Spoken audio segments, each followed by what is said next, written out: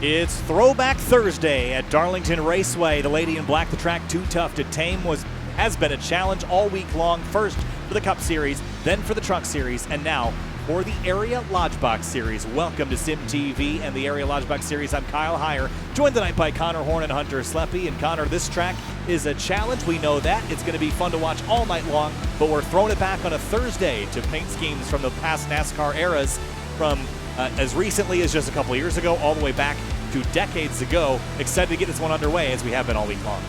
Oh yeah, I'm excited for this one. The throwback schemes have not missed any point this week. It's been awesome.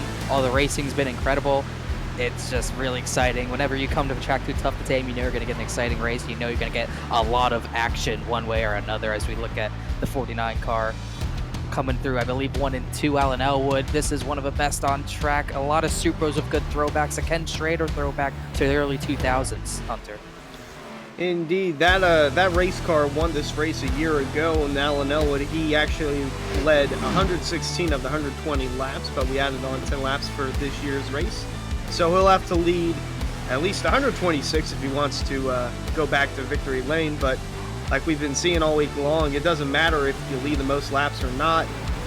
It would help to lead the most laps, but with all the cautions that we've been seeing, it'll be interesting to see if the Lodgebox Series does the same tonight. In last season's race, there were only 2 cautions, so with more drivers in the field, I'm sure that number is bound to go up, Kyle.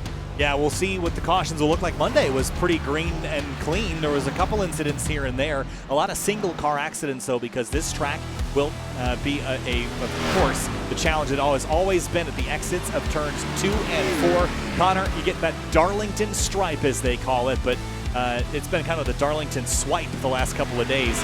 Pretty big impacts, especially onto the backstretch out of turn number 2. It's an easy place to pick up that famous wall stripe there and then crash down this long backstretch. The other thing that was a topic of discussion on Monday was crashes that don't trigger a caution flag being a pretty big deal, Connor.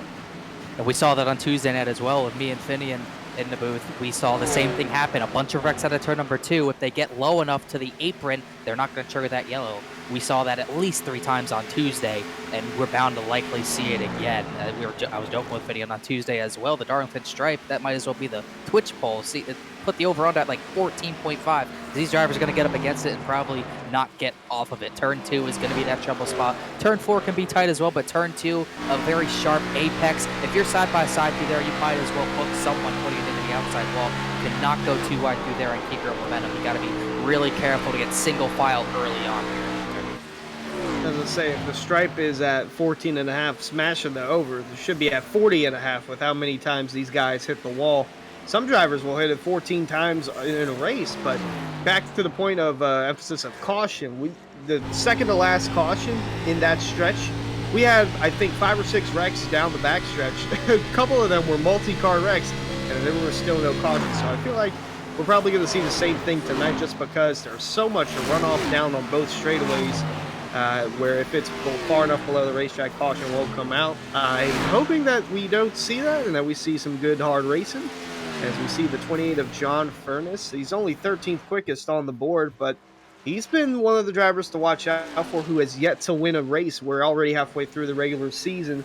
Got Scioli and Elwood with a couple of wins each on the season, and then got to go back to Shane Therian winning at Daytona and Tommy Ryan the last time we were here for the Lodgebox Series was at the new Atlanta reconfiguration. So, guys, I feel... Oh, look, he just jumped up to 4th. I feel like tonight's the night for John Furness to put a W in the column. I've said this the last couple of weeks, and I keep waiting for it to happen, so I'm hoping that he does. But he just is too good to not have a win by this stage. 3 top 5s, 3 top 10s, which means that every time that he has run top 10, he's been in the top 5.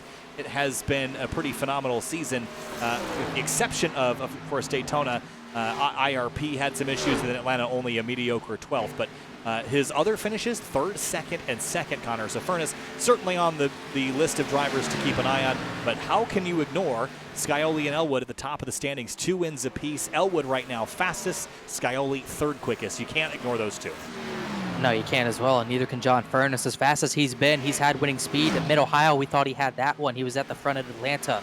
Couldn't get it done at Daytona. So many of these tracks. He was fast at IRP as well. He's fast, no doubt about it. He's in contention, no doubt about it, but he still has to take that next step to be able to close these races out. He's lost at least one to Scioli. He's lost out to Elwood. He's lost out a few that he probably should have won. He's going to have to get this thing going one way or another. We're likely not to see wins come into play to knock him out of the playoffs, but you really just never know the way these seasons go at times. Your luck could change with a snap of your fingers. So he's got to get going at some point. We know he has the speed for it. Just a matter of closing this deal out once and for all. We saw that back in Atlanta on the truck side of things with David Weishart. Won in Atlanta and just won this past Tuesday night at Darlington. He's currently second quickest on the board as they are rolling already. I feel like David Weishart's going to be one to keep an eye on for tonight. That is not him, but that is a pretty sick throwback in the number 98. But David Weishart has been on a roll as of late, and to mention he's got 2 truck wins recently coming this past Tuesday. Really loves the Lodgebox car. So he's trying to slow down to get on the pit road, practice that pit entry. That's another thing we're going to have to focus on tonight. A lot of guys coming in too hot. I feel like we might see one go into those, not tire barriers, but water barriers over there, the barrels. This pit road is so challenging to get on just because of how steep the banking is over in 3 and 4. 23 degrees of banking all the way down to about 2, maybe 3 degrees on pit road. So that's another thing we're going to have to keep an eye on. That pit road will certainly be one of the biggest challenges as we've seen all week heading into our final event of the weekend, or of the week, I should say. Qualifying is coming up next. Practice is over, and we'll head into that here in just a moment. Fans, be sure to subscribe to the Area iRacing Twitch channel for only $5 a month. You can watch all Area broadcasts commercial free. You can also use new Area iRacing emotes in the chat. You'll also earn double channel points as a subscriber and use to redeem free merchandise. That is or twitch.tv/Area iRacing. Qualifying is underway, and we'll get an opportunity, Connor, to look down through the field at some of these throwback liveries. It is throwback night, as we've referenced before. It means that we'll get a chance to kind of look through who has indulged in a throwback livery and who has not. Here's the 93 of Seth Noel with a pretty recognizable early 2000s livery.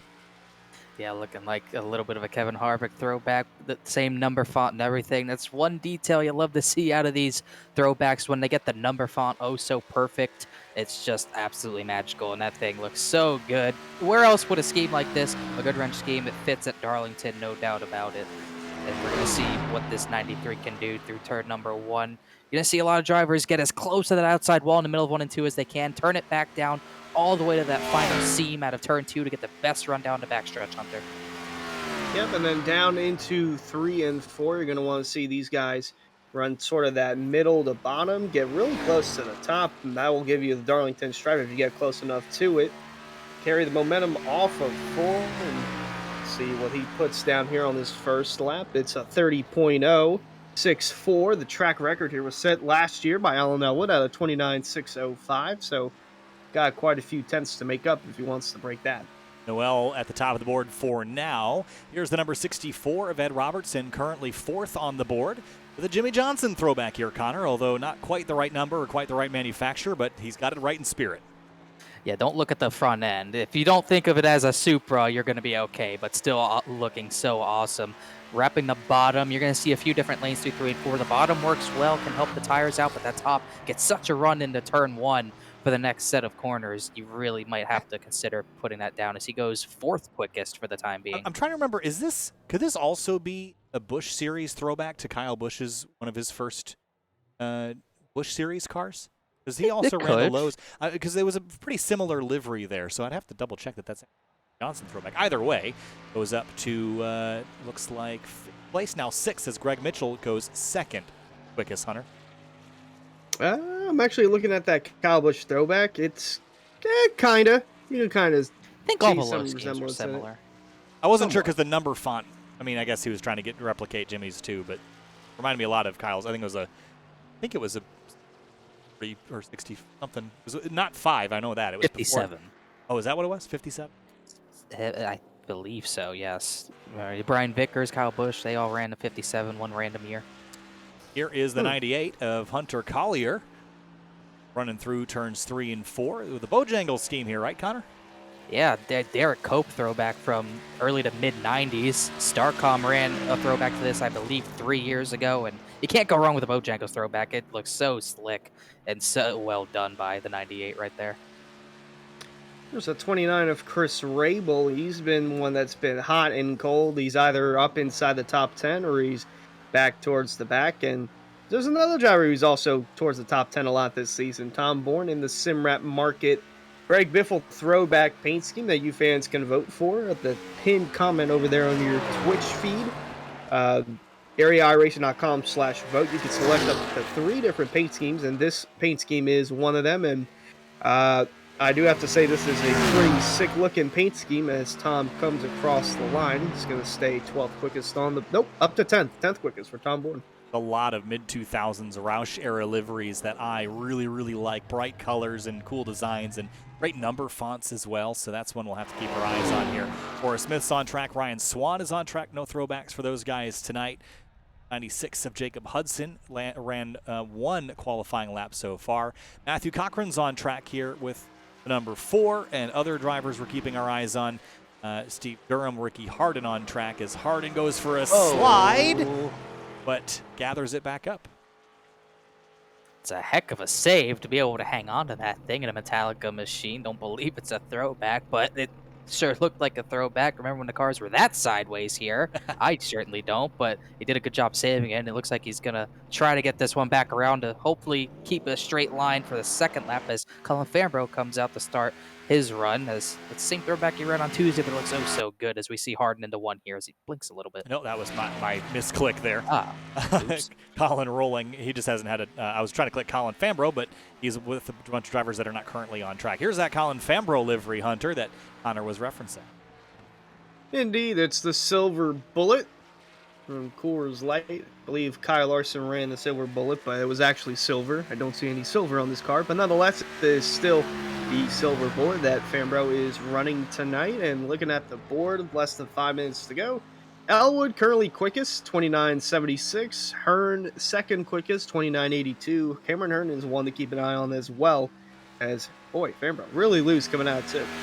Had a big bobble there on the exit of the corner. Andrew Zanto sits on pit lane. He's going to start rolling now, too. Travis Beckner is also on track in the number 27 Area 500 winner on the Cup side this season. Hasn't been quite as fruitful since then, but still putting in the effort week in and week out. Really tight to the wall in 3 and 4 here, Connor, and exits. This will be his second attempt at a timed lap. Lap 1 was invalidated.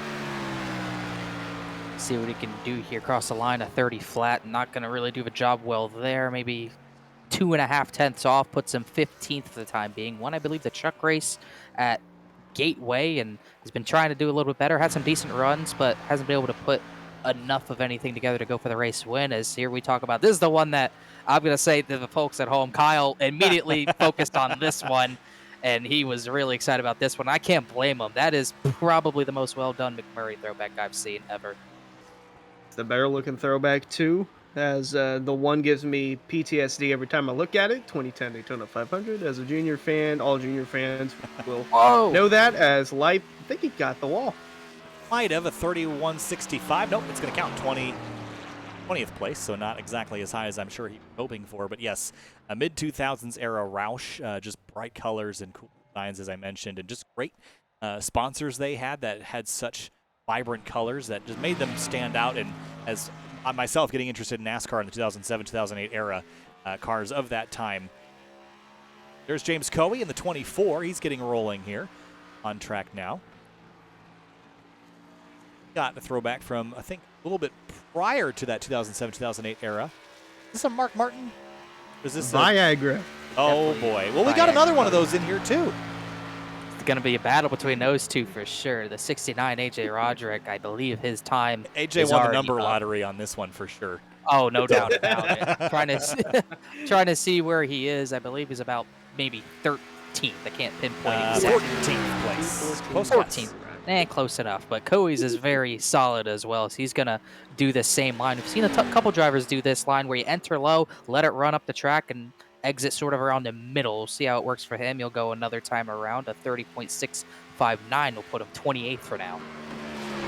We got 2 minutes left. I'm not sure if we're doing picks to win or not, but I got my eye on John Furness picking up the win tonight. Looking over in the Twitch chat, and the poll question So will there be a new winner tonight? Bet yes or no. The exclamation Yes. point bet.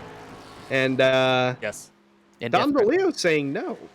Dom DeLeo's wrong. Yes, there will be a new winner tonight. Wow, No, okay. he's saying no to his Dom own doesn't driver. deserve that. Dom doesn't deserve that type of abuse. Hold on. I'm just saying. It seems like tonight's going to be the night for John Furness. He's been essentially the third fiddle to Scioli and Elwood in terms of domination. No offense to Therian or Ryan picking up their wins, but it's just Furness has been so good this season, and it just seems like tonight's the night where I feel like he's due for a win. According to his boss, Dom DeLeo, that's a no, and I'm a little confused by that. Paul Irvin on track now. He's got about a minute left to get some times in. He's currently 31st on the board and a Sharpie throwback. This isn't, if I was doing a Sharpie throwback, I probably would have chosen one of the ones that had the swoop that kind of went into the marker point. You know what I'm talking about, Connor?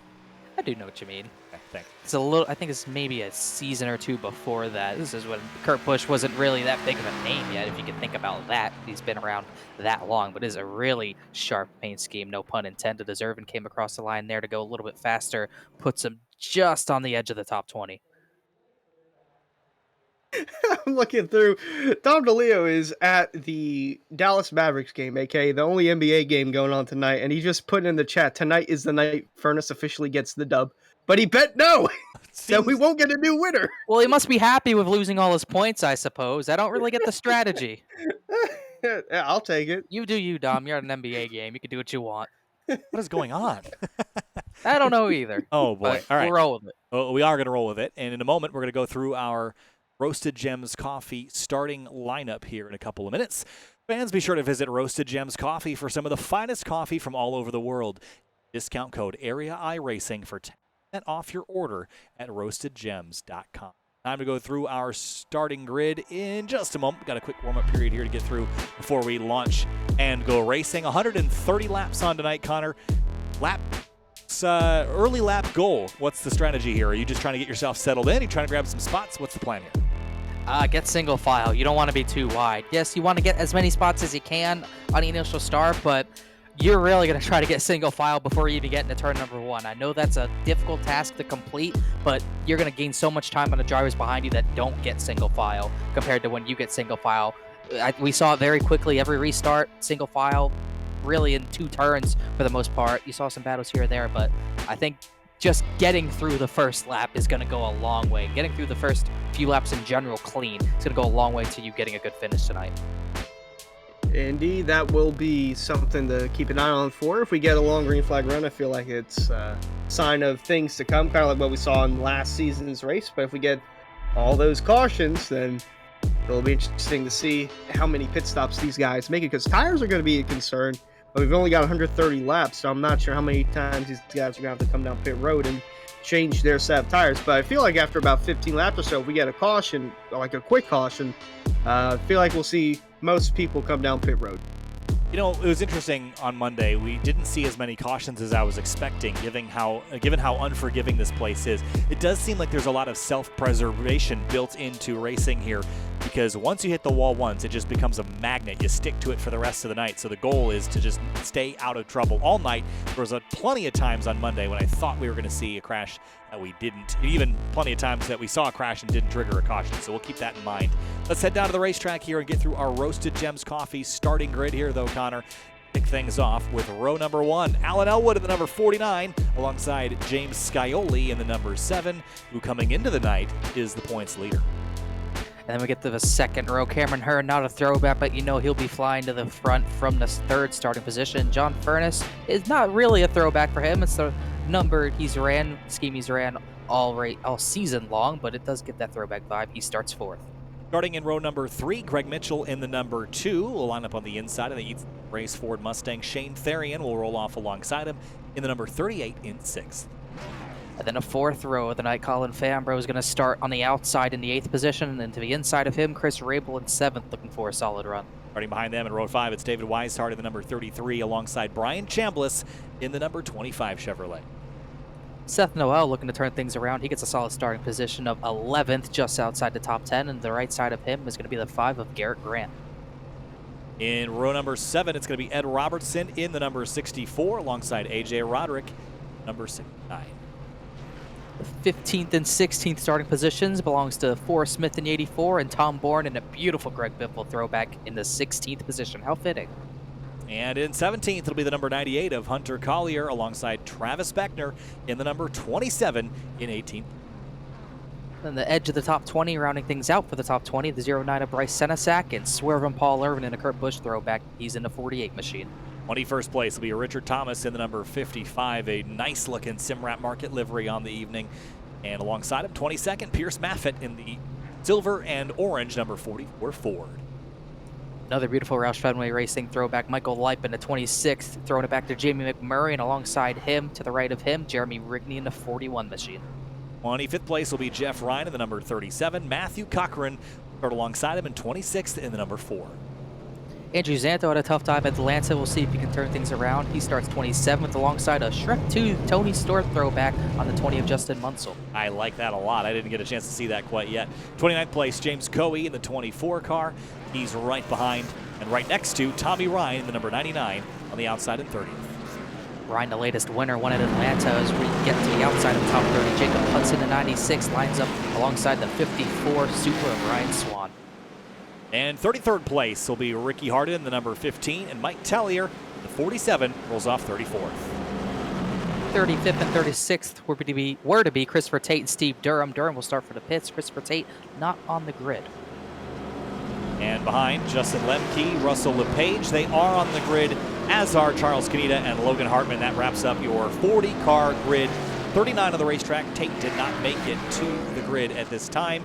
We're down into turn number 3. This race is 130 laps. If it goes green from start to finish, that would bring us to about 1 hour and 4 minutes of coverage on the evening, which should go by pretty quick if we keep things clean and green. Elwood is on the inside in the Swanson throwback in the number 49.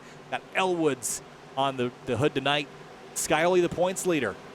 Got that hot sauce on the side. Here we go. Time to go racing. It's Throwback Thursday at Darlington. Green flag flies, and we're racing at the track too tough to tame.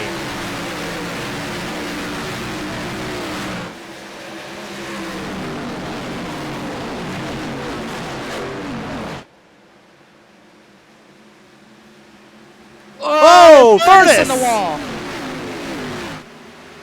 John Furnace in the wall hard out of turn 2, bounces off it. He keeps rolling, keeps the car straight, but instantly picks up a Darlington stripe, and a big one at that, along the whole right side of the car, Hunter.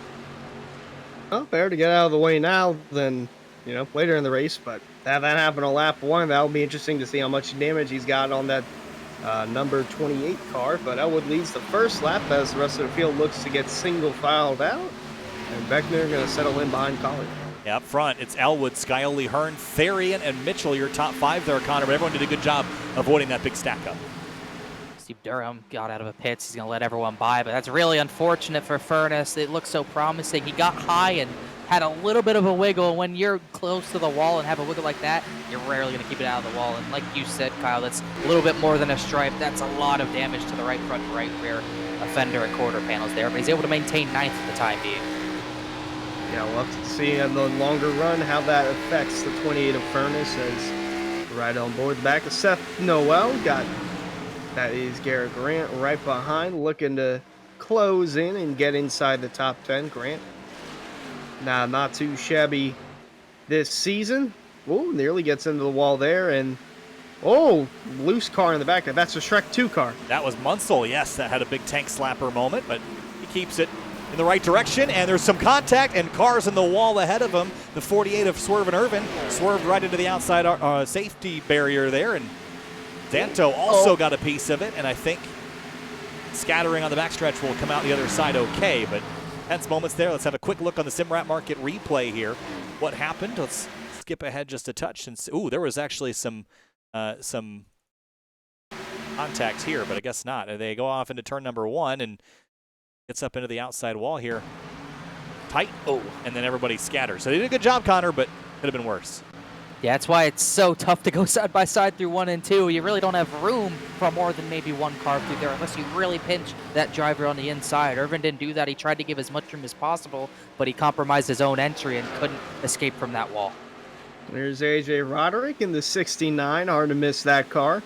Running in the 13th spot. He was all over the bumper of Ryan Chambliss, looking to get around him for 12th on the racetrack, but he's got company right behind him. Ed Robertson in the 64. Boy, that's a really nice paint scheme. Classic looking lows. Here comes the 16 and Tom Bourne. Side by side off into turn number 1. Ooh, a little slide there for Roderick mid-corner, and Robertson's going to go high. Bourne goes low, a little double wide action behind him, and then Travis Beckner sizing both of them up perhaps as they single file back onto the front straightaway. Here comes Beckner to the inside of the 16. Not going to be able to make the move there. You have to be fully alongside someone with the run into turn 1 if you want them to even think about conceding the position. Not smart to go through their dead even side by side, so best for Beckner to back out there, which he did. And that's if the guy on the outside backs off. He could just not back off and just be like, all right, well, we're either both going to wreck. I'm not giving you the spot. I'd rather wreck than give it to you. We might see that later tonight. I wouldn't doubt it. Well, working our way towards lap number 10. Lead is still Elwood. He's established 0.6 of a second over James Scioli here, Connor. Cameron Hearn rides in third, then Shane Therian in the number 38. He rides in fourth. Let's talk about Therian here for a second. The capability of this driver is insane. First, fourth, and second in 3 of his races, but his other 3, 14th, 23rd, and 38th, been a real hit or miss for Therian so far. Sitting 8th in the points right now, has that win, so nothing to worry about points-wise, but maybe not what he really expected for the start of this season. Yes, he's got that win to really back him up, but like you said, when he isn't really at the front, he has a lot of issues, had a lot of issues at Atlanta, really didn't even get a chance to compete 2 weeks ago once we were last on track. So he's hoping to get a little bit more consistency going as we get closer and closer to a potential playoff run for him, as he's looking consistent so far tonight. He's been on the rear bumper of Hearn since the drop of the green flag, had a little bit of a run on him even there in the turn number 1, but nothing to constitute any sort of attempt at making that pass. Well, it looks like they're catching up on Steven Durham real quick. First car already a lap down, so he might go 2 laps down here. Don't know what happened to that one, if he might have gone down pit road, but nonetheless, he's in a hole pretty early. Yeah, Durham, I think he's had a spin also, but no caution associated with that. Logan Hartman is off track and laps down already. You can see the damage. Don't need the circle probably, but right front pretty well torn up on this car. So some issues for a couple drivers here early, but Darlington tends to take out people in singular groups, Connor. It doesn't seem to be, or singular cars I should say, doesn't seem to be big group crashes all that often, but they try a lot. Here's Weishart and Rabel side by side. Weishart able to climb up to the 7th position there, as that you're so right about that. There's a lot of times when he'll take one person out and it's like they drop like flies all of a sudden. One by one, people go out of the race, as Steve Durham.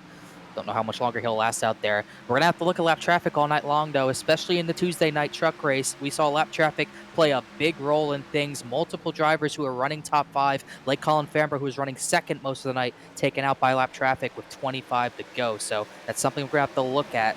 And we're going to see how David Weishart deals with traffic. I'm pretty excited to see how he can perform tonight. Led all but 12 laps Tuesday night in the truck race, absolutely dominating. Didn't get the pole tonight, but he's already up 2 positions, Hunter. And also going to have to keep an eye on Cameron Hearn with lap traffic as well, because he had a really good season too last year. He either ran inside the top 5 or won, or he just got absolutely annihilated by lap cars. I think 4 or 5 separate occasions it was Cameron Hearn versus lap cars. So we'll have to see how he navigates through. So far, I think it's been pretty calm with him in lap traffic this season, as Tom Bourne losing the spot to Ed Robertson, Travis Beckner, door-to-door on the outside. Oh, Beckner, tight. Oh, mentioned it. Oh, there it is. Oh, there he goes in the wall. Mentioned it. That car on the outside wasn't going to back off. Beckner sliding down there with 7 lanes of pavement and keeps the car straight. Yeah, he had to chase that one for a while. This was a crash that was kind of, Connor was waiting for it to happen. I could hear it in his voice, but Beckner did a good job gathering it back up, and he's going to carry on and at least come out the other side okay.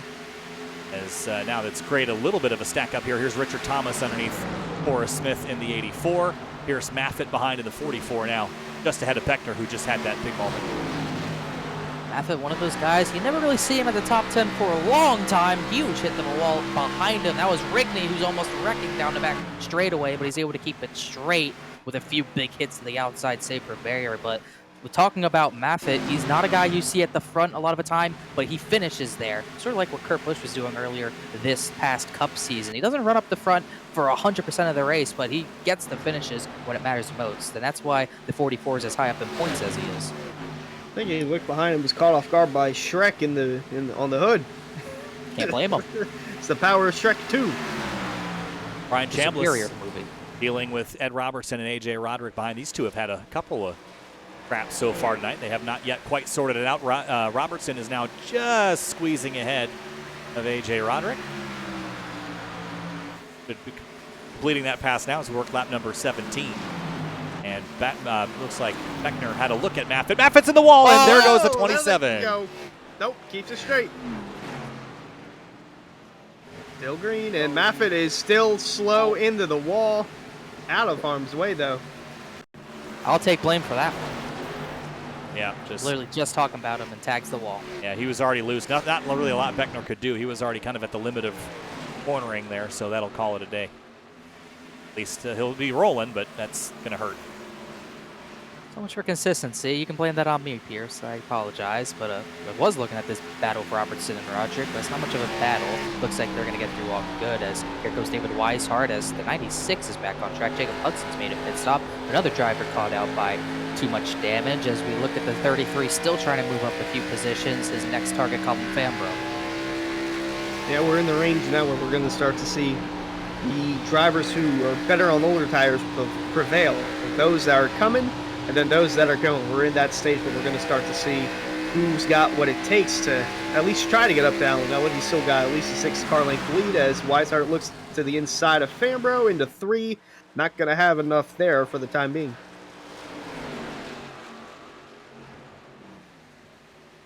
Up the road a little bit further, Elwood continues to lead, but tell you what, Fambro keeping the pressure on Greg Mitchell here for 5th. Not a lot of movement in the top 5. Now, drivers on Monday complained that they were having trouble passing. It didn't seem like that was really the case. Tonight, though, Connor, it does seem like it's been a little bit more challenging to get alongside and complete a pass. Maybe because these cars are just, the limit is that much more on edge with these cars with a little more power. At least it seems, but like your opinion on how this is going to kind of go on for the race tonight. Our driver is going to fight this car more than the next gen on Monday. That's going to be tough to say. I think they're really two cars that have separate individual challenges. Really, the next gen, a lot of the issue with the next gen is how those tires, once they're worn, you can't get on the throttle out of a corner or else you're going to snap it, hook it to the outside wall.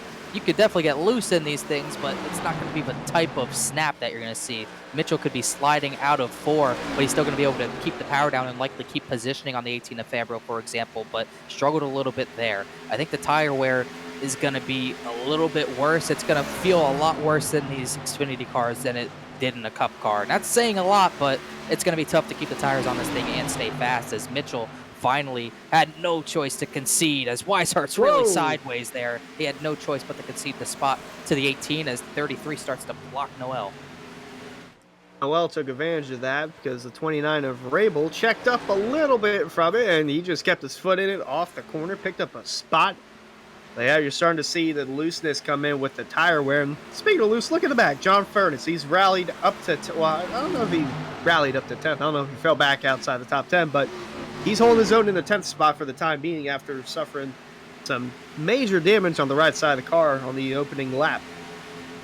Yeah, Furness running in 10th right now, hearing that the 35 of Lemke has a pedal issue, so he's going to drop down the order here as we watch the 16 of Tom Board, Collier, Senesac, and Thomas fight here for 15th spot.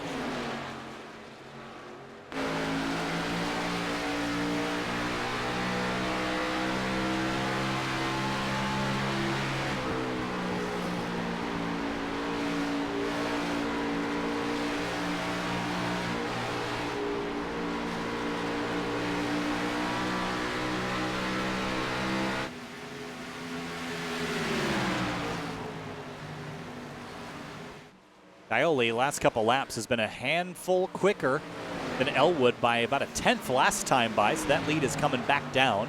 half a second is the difference now, as Hearn kind of equidistant behind in third, and Shane Therian, Colin Fambro the rest of the top 5. It has been pretty spec and standard here since the drop of the green flag, while these drivers towards the bottom half continue to fight pretty tight nose to tail. Rabel now remounting pressure on Greg Mitchell. Yeah, and it seems like the only reason that Fambro wasn't really pulling away was because Greg Mitchell was really holding him up. He had a tough time getting by him, but once Mitchell got in a little bit of dirty air, it's been really hard struggle for him. Rusty Wallace throwback, by the way. I don't think we mentioned it, but it does look pretty sporty. But what's not sporty right now is unfortunately his pace, as he was 5th, and he's dropping back pretty harshly right now. The times aren't holding up, and Chris Ripple's next in line to take a bite out of this 2 car right now. That would be for the 8th position. Yeah, just waiting for the right time to strike is Rabel, as the 2, as mentioned, getting slower and slower in lap times on the track. It's a little further up the road. Seth Noel got around him. Weishart and Fambro still holding on to that top 5 spot. Big slide there by the 93 mid-corner. I wonder if the tires will burn up in the rear as much as they will in the front and make things a little slippier and slidier.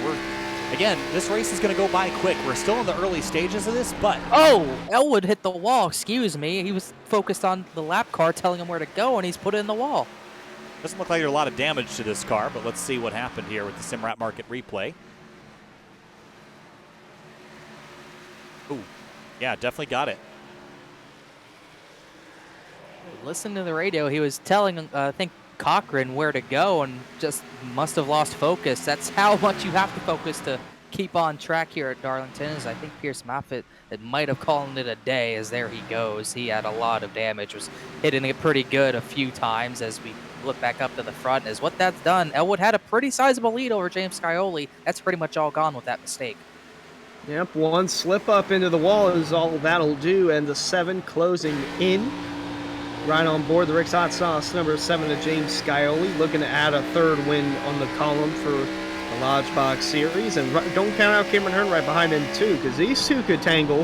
I think Cameron Hearn could just scoot on by, but Cameron Hearn's been able to stay with the 7 to Scioli. Hasn't been up to the bumper, but maintaining that pace. And Shane Therian not too far behind either. Shane in the 38 running last time by, the 3rd quickest of this front 4, so he certainly has some speed. And other battles that are happening mid-pack, there's a lot of little groups, little 2s and 3s and 4s. There's one for 21st, Michael Leip in the 26, facing Travis Beckner in the 27. He's already had quite the wild night. I'm sure he doesn't want to end up as sideways as he has been twice tonight again, but has to fight off. And I'm sure he'd like a little bit of a reset here, maybe a caution and a chance to get some track position back. I would think so. I'd also say he's a little bit fortunate. Yes, he's been in 2 or 3 incidents already, but it could be much worse damage-wise. Really some right front damage. It's not too bad on the right side otherwise, so he's lost a lot of track position. Looked to have pace early, but he's gotten away with it here. As we look back to this pack, this is a big jumble that's still forming behind Tom Bourne, and this is what happens. This is how these packs sort of get formed. You get one guy at the front that maybe, for example, Tom Bourne at the front of this pack, Hunter Collier can't make that pass happen. It just stacks everyone up. Richard Thomas, Bryce Senesac, Justin Munsell, because of that, have nowhere to go. Yeah, Collier got into the wall a little bit there, and Thomas going to try and close the gap, but he's got Senesac all over his bumper. Been trying to hang on inside the top 20 that 09 has. Oh, and contact up in front. Yeah. I believe that's A.J. Roderick and Ed Robertson. Yeah, that was certainly interesting, but so is this. For the lead, Elwood and Scioli splitting some lap traffic 3 wide down the front stretch, and Scioli is all over the 49. I got confused. Russell LePage stopped on the exit of 4, and he's called it a night as well. But this battle continues no matter what, as Scioli had a look to the inside, but I think the 24 helped Elwood out there. But you can see he is struggling. That right front fender dinged in is really hurting his exits, as here comes the 7 again. Going to try and send it to the inside. Cameron Hearn really closing in. This will be interesting in how this will play out. Looks like the run's going to keep Elwood in the lead for the time being. Cameron Hearn almost got into the wall there with how much of a run he's got. All top 3 are tucked in nose and tail heading into 1. Going to get really interesting before it doesn't. Still a little ways away from some pit stops. We're not that far off, but not that close either, so we've got some moments to scrap and play around a little bit. I don't think they're going to necessarily settle here. Track position is worth a ton at Darlington, especially if cautions start flying. Scioli gets a great run here on exit. If he can just get the throttle down a little bit sooner, he'll have a run here down the front stretch. But he's not really alongside. Would this be a position where Elwood wants to back out? I don't think it is. He's got positioning. He's going to fire it to the outside. Can't hold it. Scioli's going to get the spot with a strong move to the inside, and Hearn's going to try to follow. That's going to be tight. They're able to make it work. Wow. Hearn had to really jump out of the gas. And that's going to allow the 7 of Scioli to scoot on by, as that's our first lead change of the night. Elwood going to try and rally the troops back on the bottom, but Hearn all over the bumper, almost pushing him through the corner, riding in car with Cameron Hearn. He's going to jump down to the inside. Stevie has an opportunity to get around Elwood. Oh, that was really close into turn 1 as well. And again, this is just, you have to treat this like such a long corner because you have to kind of late apex the exit here. You can't just ride it like a normal turn. Oh, you see the Elwood, 67 whoa. push on exit, and that's what I was worried about. You have to kind of lift. You can't just commit mid-corner and throttle up like you can everywhere else. And here comes Therian to take advantage of these two guys racing. He'll split the difference and end up third. You got to think Alan Elwood's kicking himself. He had all the advantage in the road. He had the track position, the clean air, the race lead, a pretty sizable lead. And with one little mistake, putting it into the outside wall, the whole balance shifted on the car and in the race. And now he finds himself outside the top 3 and really, really struggling with that race machine right now. He's just going to try and preserve all that he can up until the first pit stop. When that's coming, we do not know. Could happen within the next 5 laps. Could happen within the next 20 laps. But Elwood backing off, riding in the 4th position as lap traffic is going to be in the way for these guys up the road. Scioli is getting to it. And there's a handful of drivers from 33rd on back, so what is that, 7 or 8 drivers that have had damage or have already retired. As Ryan Swan's really low on the front straightaway. I don't know what that was all about. Let's have a look. 54 cars not having a great night. Back straight away. Oh, yeah. Ricky He Hart gets behind. loose. No, off the wall and down into the 4th, 5th lane of racetrack down there. You know what's frustrating about this place? Is that it is not symmetrical, but both ends look the same on camera. You know what I mean? They do. Like, Yeah, they do look pretty similar. There's not enough, like, if we, here, let's do this. If we back this up, this could just as easily be the front straightaway as it is the back. There's not, Really? it's not enough defining features. You know what I mean? Well, it did used to be the front straightaway. Remember Right, they so that's changed even it more out confusing. 97. Yeah, it does make confusing. Plus, there is a pit road there as trying to focus on. Yeah, blame the what is it, the minnow pond or whatever. I keep forgetting why they shortened The it. fish pond or something. Fish pond or something. They didn't want to get rid of the pond, so they had to make the turns a little bit tighter. And I think we got to thank them for that because it makes this an absolutely awesome track for racing. One of the most unique tracks on the schedule. Is I was trying to pay attention to that, but I'm paying attention to these drivers again through lap traffic. It's extremely tight with Shane Therian, Alan Elwood, and now Colin Fambro in that mix as well. Scioli had to split some cars 3 wide earlier. These drivers start getting much heavier traffic. That's Rigney in the wall. I was going to say, I think that pond helps the uniqueness of the track definitely because it's an egg shape, and if that pond wasn't there and they would have just went right over it, this probably would be a mile and a half. Or we were saying at 1.36 miles in length.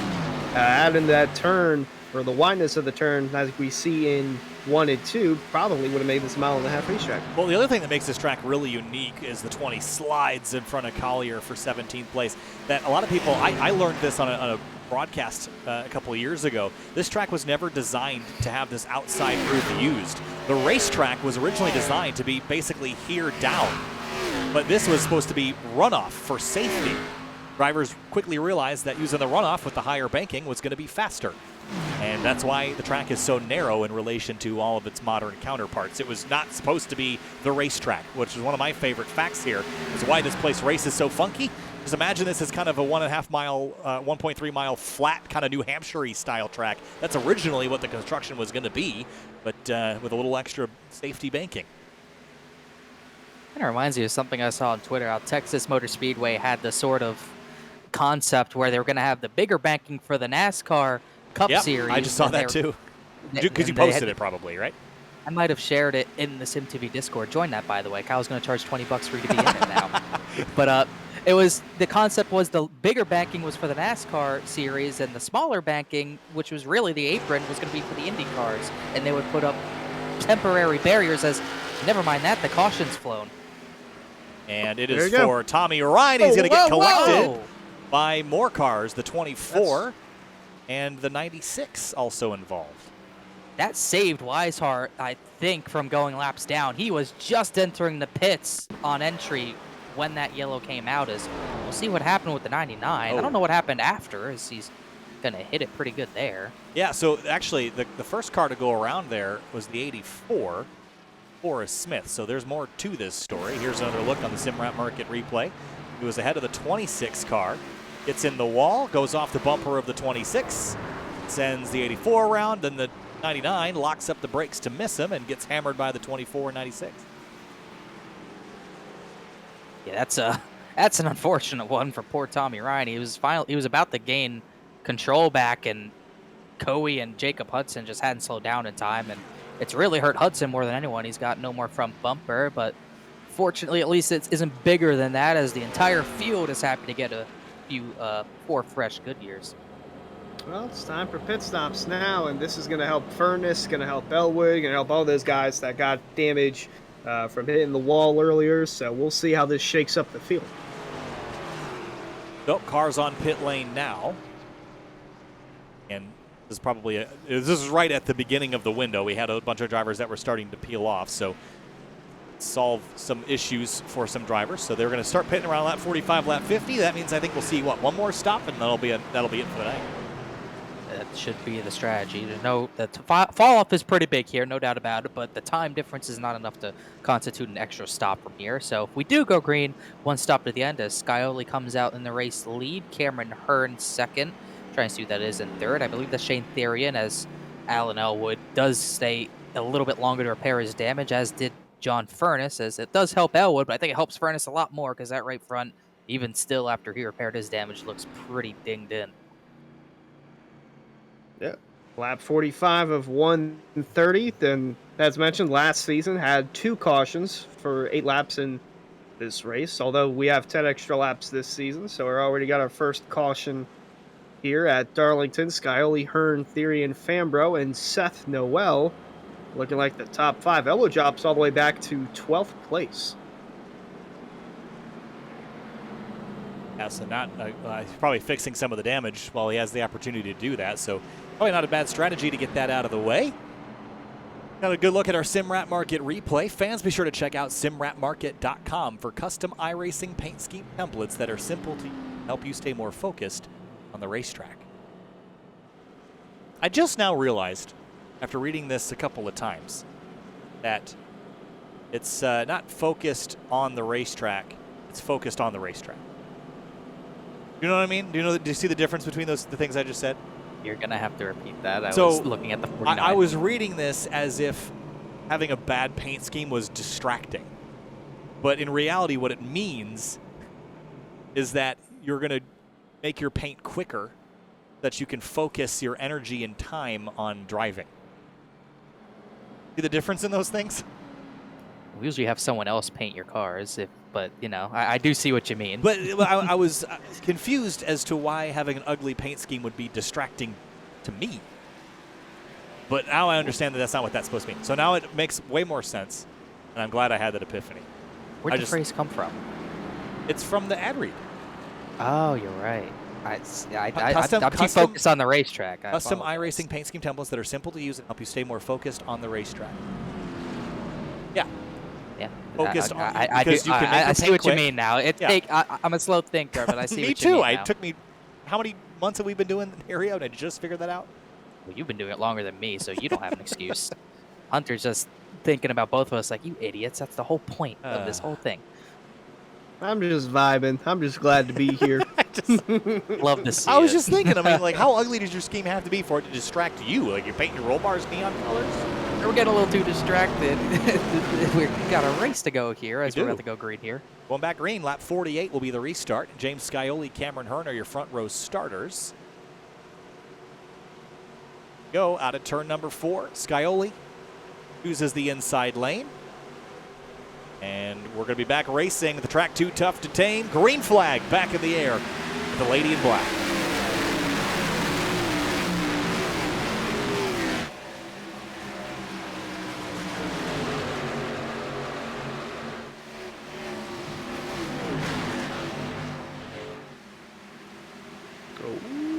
Oh, Munsell! See ya. Hard into the wall. That'll Gonna hurt. spin it out, and that that- won't be a yellow, I don't think. Nope, it's way below the racetrack, and he's on the 7th, maybe 8th lane of pavement down there, so no yellow, still green. Skyley going to lead this lap by. Looking in the back, Light got really close to the wall as well, so did Elwood. But Skyley running away with it as Cameron Hearn, Shane Therian looking to get back. Oh. Oh, whoa, right behind Swervin' Irvin. Looks like is that Forrest Smith that was spinning? Yes, Forrest Smith. By the way, Mike Tellier's livery. How about this? Scott Riggs throwback. Look at that. Look at the flat out logo on that. That is fantastic. It is absolutely fantastic. Oh, Definitely man. a Scott Riggs throwback. Yeah. 24th right now, up 10 spots as a 20 hit, the hard hit, I think, is engine blue, so that might be night done for him. Oh, as the yellow's caution. out again, Steve Durham. Oh, Scott Riggs barely got through it. Hudson, Where is this huge hit. happening? I don't even Front know. straightaway. Steve Durham with a spin, and Jacob Hudson piled in there. Man, It's the phantom caution. I was just having Front trouble straightaway. finding the location of it. That was challenging. The flag man's on the front straightaway as we see Steve Durham, Paul Irvin get together, and here comes Ooh. Jacob Hudson. Whoa. Man, just flying in there. Already, you see he ran into Tommy Ryan on the last yellow, but let's see how this incident started. Durham's been struggling all night long. Seems like he just gets too loose and Yep. just spins. Has help from Irvin, and then they're checking up. And then for some reason, bam. Yeah. Surely, I suppose he thinks Durham is going to lock it down, but even still, you're this far back. Not to be rude, but you do have to sort of slow down a little bit earlier than this. Well, we're right on board with Jacob Hudson. See what he saw out the windshield. Yeah, I mean, from this angle, it's tough. Understandable. Yes, Connor, I get it. I agree with you for sure. The point at which he had to start braking was probably going to be a little bit treacherous for the car control at the exit of the corner. So I will say that, but I agree with your general statement. No, I understand it. There's times when if you think he's going to be out of your trail, you don't have to really check up hard. But in that situation, he's the one of Durham, he's still really in the middle of the racetrack.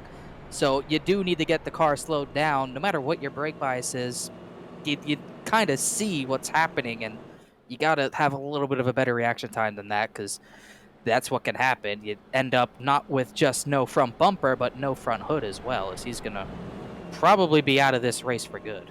By the way, a little handy, sure. My iRacing reset itself the other day, and it turned on the Logitech keyboard lights, and very handy when the caution comes out when your keyboard just starts blinking yellow at you. So cool feature if you guys have Logitech keyboards. I think there might be some other ones that are supported. Check that option in the options. I think it's now as good time because we just came down to pit lane. Let's go through our livery selection here because I don't want to get to the point where we start losing cars out of the race, and we already have lost a couple, but I don't want to lose the ones that we want to talk about. So, Hunter, why don't you kind of pilot us through the main three that we all had our eyes on?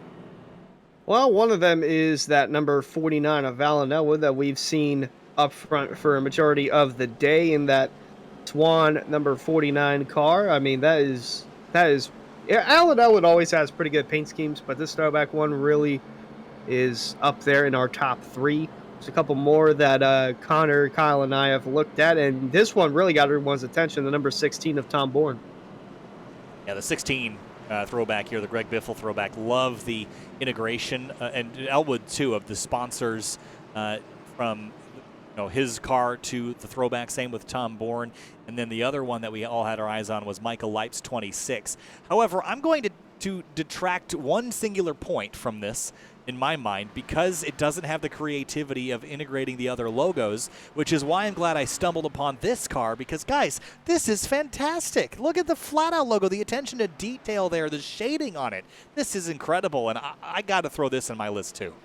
Oh, it's definitely on the list. There's no doubt about it. I forget the scheme I saw on Tuesday night that had similar integration, but this is pretty much up there with those. He's even got the Stanley logo on the quarter panel. It's absolutely beautiful, and those Scott Riggs paint schemes were just awesome, and I love to see them really redone well, as a few more I'm trying to look at. I really liked Paul Irvin's that was simplistic. It's not over the top. He does have the Sharpie on the sides, but it does look really solid and it's really well done. As there's just so many impressive ones here tonight, but So we have one lap. For me, personally, it's between the 16 and the 47. Connor, what you got?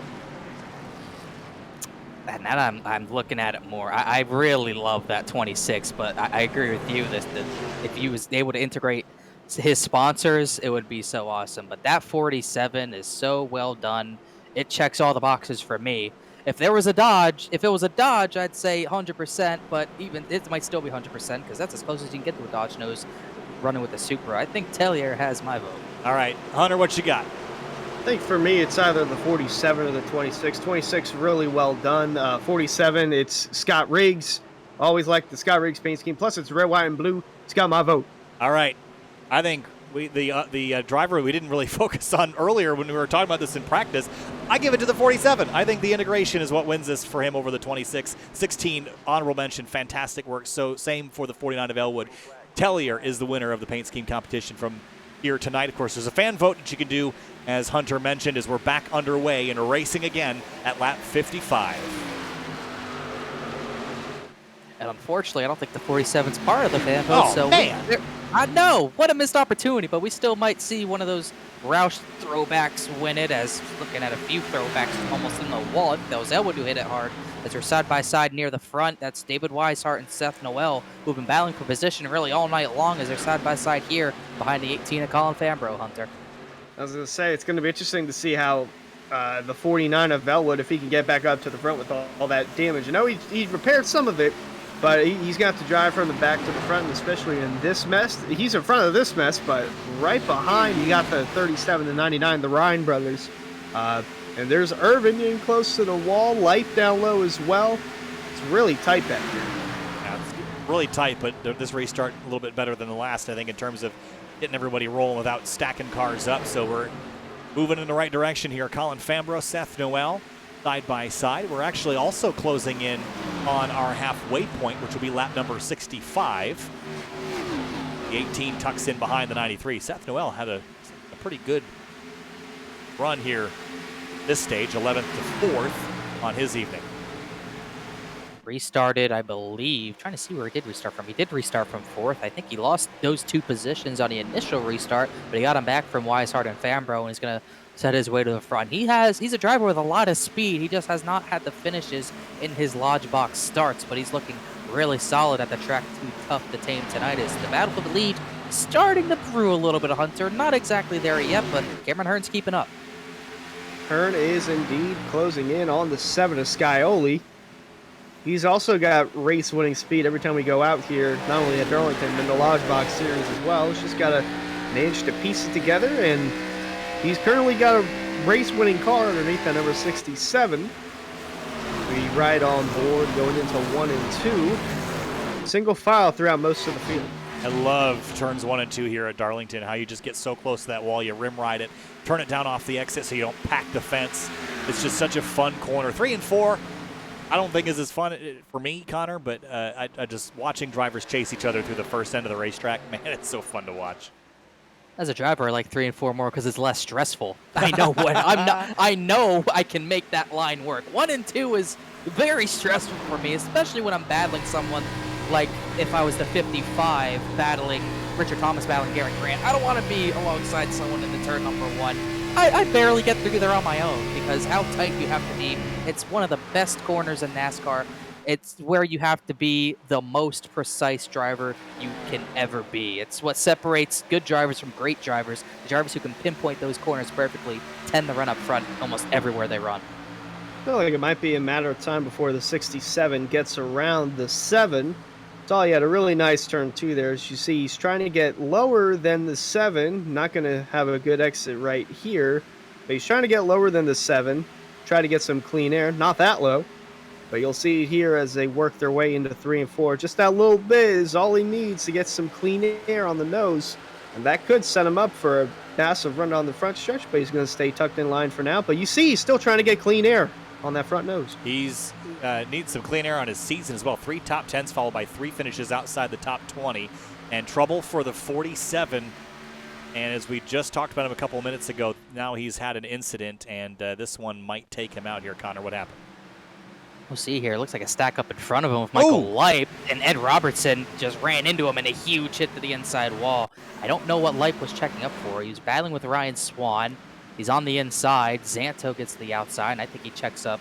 Let's see, trying to just stay to the inside. Loose. Oh, he got loose. And Robertson tried to get to the outside and couldn't. Huge hit. That's at least the second one we've jinxed tonight. Yeah. Well, at least we got it on camera before it was torn up. That's a positive, for sure. In 4K. Well, 1080p, but we'll get there. No, we're give it 2 years. 2 years? I don't know. I don't know what you're dealing with. I need like a 4090 to get that. I'm going to step down to 720p to get better performance.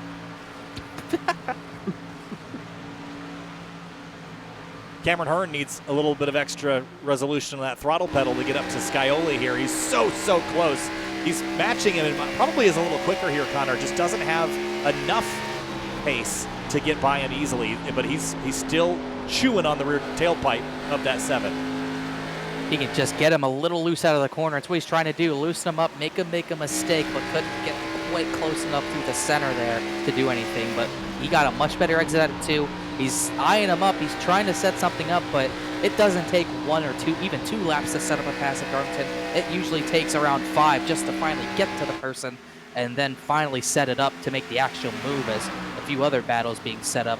That battle for third's pretty fierce as well. Shane Therian, Seth Noel, Colin Farrenbo, David Weishart, throw him under a blanket. I'm kind of surprised he doesn't run the outside line going through 3 and 4. I know the bottom's keeping him in contention for this lead, but at this point, why not try something different? If you lose a 10th or 2, then you could, in Cameron's case, you could easily reel him back in with how fast that car is Garrett Grant getting a little sideways there. The 55 of Thomas goes around him. Hunter Collier, Greg Mitchell closing in on the footsteps of Garrett Grant. And now here comes Mitchell to the inside. In turn 3 here, and I think 3 and 4 is a little bit more multi-groove friendly, especially on exit. You just got less speed to carry. And I think, Connor, going back to what you said, turn 1 and 2, you are pretty much helpless on corner exit.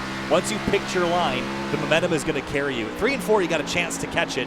Turn 2, you certainly do not. You get it wrong early in the corner, you're going to feel it later. And it's very apparent on your exit if you do mess it up. You have that apron there. That dotted line sort of your barrier to know where you need to turn down. That kind of goes away. The seam stays there, but if you're looking at those dotted lines that go away, you're kind of in a bad bind. As that goes away, you miss your bearings. You clip that apron a little bit too hard, it's going to jerk you sideways first, and then it pushes you way up that track, and you better call yourself gone because you ain't going to save it once you make that mistake.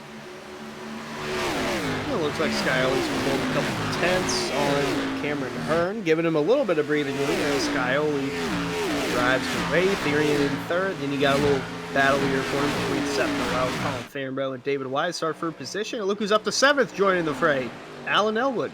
Yeah, trying to recover from that slip up a little earlier in the race, but leading the vast majority of the first part of this, you can't help but feel a little bit bad for him. Had so much pace early, and now the other 2 guys that were chasing him are scrapping for the top spot. But it does seem like those 3, the 7, the 67, and the 49, were probably the safest bet to pick to win this race based on their pace in the first 50 or 60 laps as we are past halfway here. Yes, here we go. We were talking about why is he on the outside. Well, there he goes. He tries the outside there, gets a good run. He's going to show the nose, show Scioli is there.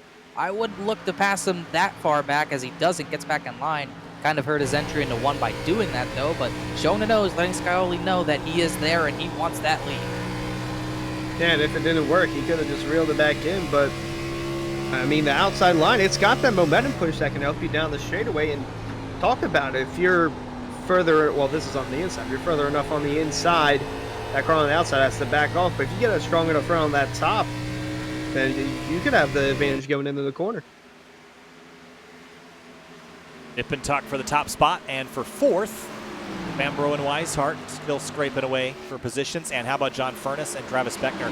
Furness, lap 1, put himself in the fence, and that damage, I think, has really helped prevent him from moving forward. I just might have been a race-winning car, but we never really got the chance to see it. Here's Greg Mitchell to the inside of Senesac. Bit of a daredevil race into. Yeah, that was extremely close. It looked like Senesac was protecting Mitchell really tried to force the issue. He is faster than Senesac as he's going to go to the inside, 13th position. That's what the battle's for. They're going to, almost make contact. Mitchell trying to get as close to that left rear quarter panel as he can. Just doesn't have the positioning, and that's going to put him at risk of getting passed by Travis Beckner. Ooh, Collier got a little loose there. Coming out of 2 is going to allow the 09 of Senesac to close in just a tad bit. And there's Furnace really looking to the inside, wanting to get around the 27 of Beckner. Can't really find a way to get up alongside of him, but needs that horsepower down the straightaway to get it, and it's not there. So he's trying to side draft, trying to stay with the 27, going into the corner. He's going to have to back off. Furnace gave him the door just a touch down the straightaway, but no avail. Senesac a little slow off 2, and that's going to bring Mitchell right back. Mitchell's been better at a 2, but then he gets to 3 and can't commit enough to get overlap on that 09. By the way, Senesac has that Sharpie livery I was talking about. And always looking solid. It's always been a good paint scheme on the 09 all season long, and he's doing a good job sort of planting his car where it needs to be. Not as strong out of 2, but just barely moving a little bit lower down the backstretch to kind of force Greg Mitchell's hand out of making a move that aggressive with still only about 55 laps to go. As here goes Furnace to the inside of Beckner again. 2 battles in a single group happening simultaneously. Make it 3. Hunter Collier dropping back to these guys as that pack has really dropped back the rest of the field. The top 10, a few 2 to 3 seconds above that group right now as that battle for the lead kind of fizzled as Scioli's got a bigger gap now. Furnace looking to get the pass done. He does get it around Beckner. Bourne looking to do the same. Going to try. Nope, not going to be there. Coming out of 2. Going to tuck back in line. Senesac now going to look as we look at a replay of this pass. On board Beckner. 28 just slides up right in front. There was a little bit of contact there. That's Furnace trying to clear himself. And with the night he's had, he's trying to do whatever he can, even if that means shutting the door shut right on the front bumper of Beckner. Yeah, the 98's proven to be the cork in the bottle here right now. He's stacking up a group of cars behind him. Oh, yeah. And Mitchell had nowhere to go, so he's bailed out of making this pass for at least a second. Here comes Senesac. He'll give it a go.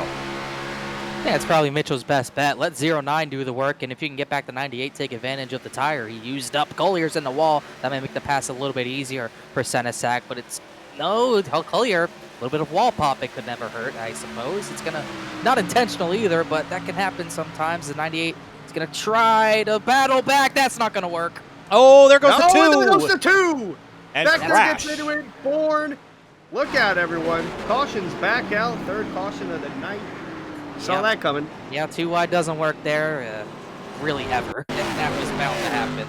Yeah, this is just a little bit more extensive stack up, but chain reaction, just one guy slides up a little too much, but Senesac just sends it in there, runs the 98 up into the fence, and then off the 28 was where the 2 got hit.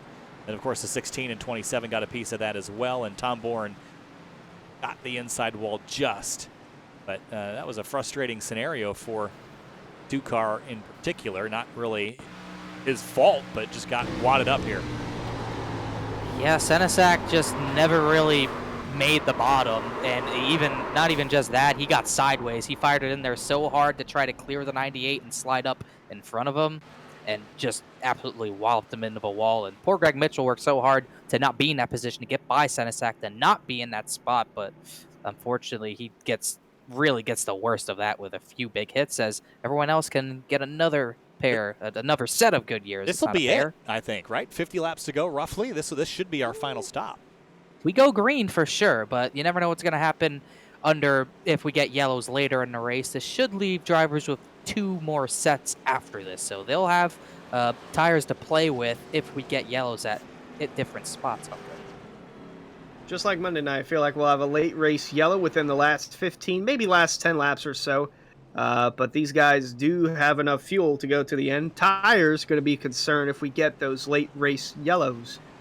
And waiting to see the battle off of pit road. It's going to be the 7 of Scioli, Hearn, Therian, and it looks like Colin Fambro got 4th at the end right there, and Seth Noel top 5.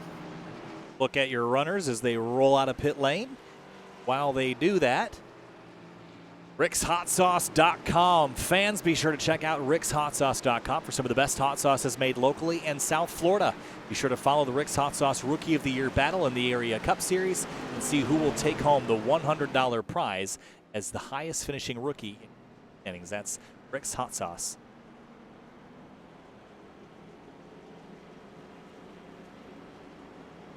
Senesac getting the EOL for that one.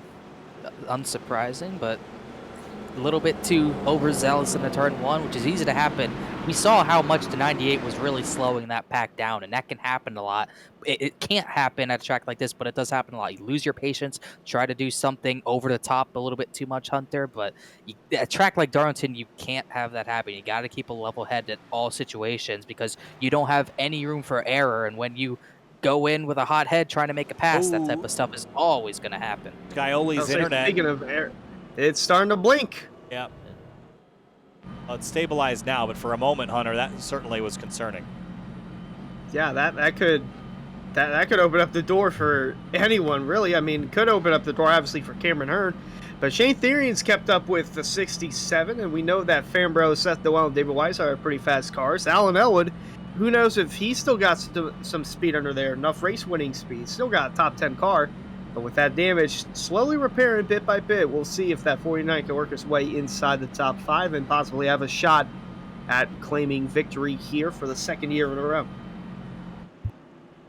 So 50 laps to go at the stripe this time by. That's about 24 minutes worth of racing. We go back green if we go green at the end. I think if we get one more caution around lap 100, that'll probably be it.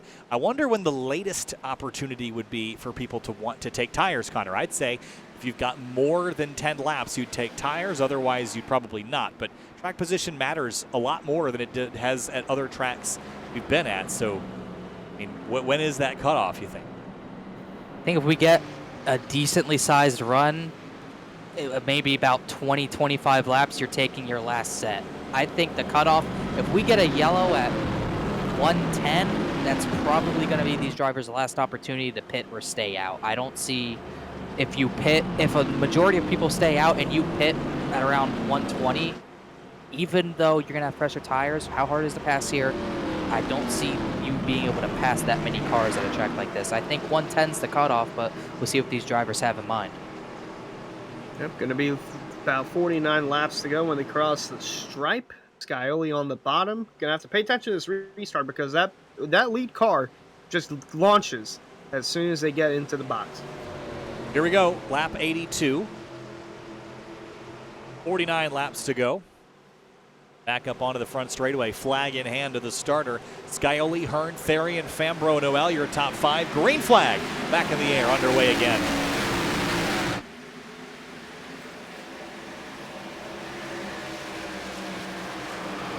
Oh, crash! Oh, that's Beckner in the wall. Big time. Everyone's still going. He's missing the front nose, but he's still going. That was contact from Jeff Ryan in the turn one. I think they've sorted it out now. I don't. Yeah. Sorta. Okay, Yeah, well, the 15 whoa, sideways yeah. out of 4. I guess sorted out is a relative term. You got sorted out in the middle. They sorted out in the back. Oh, that is tight.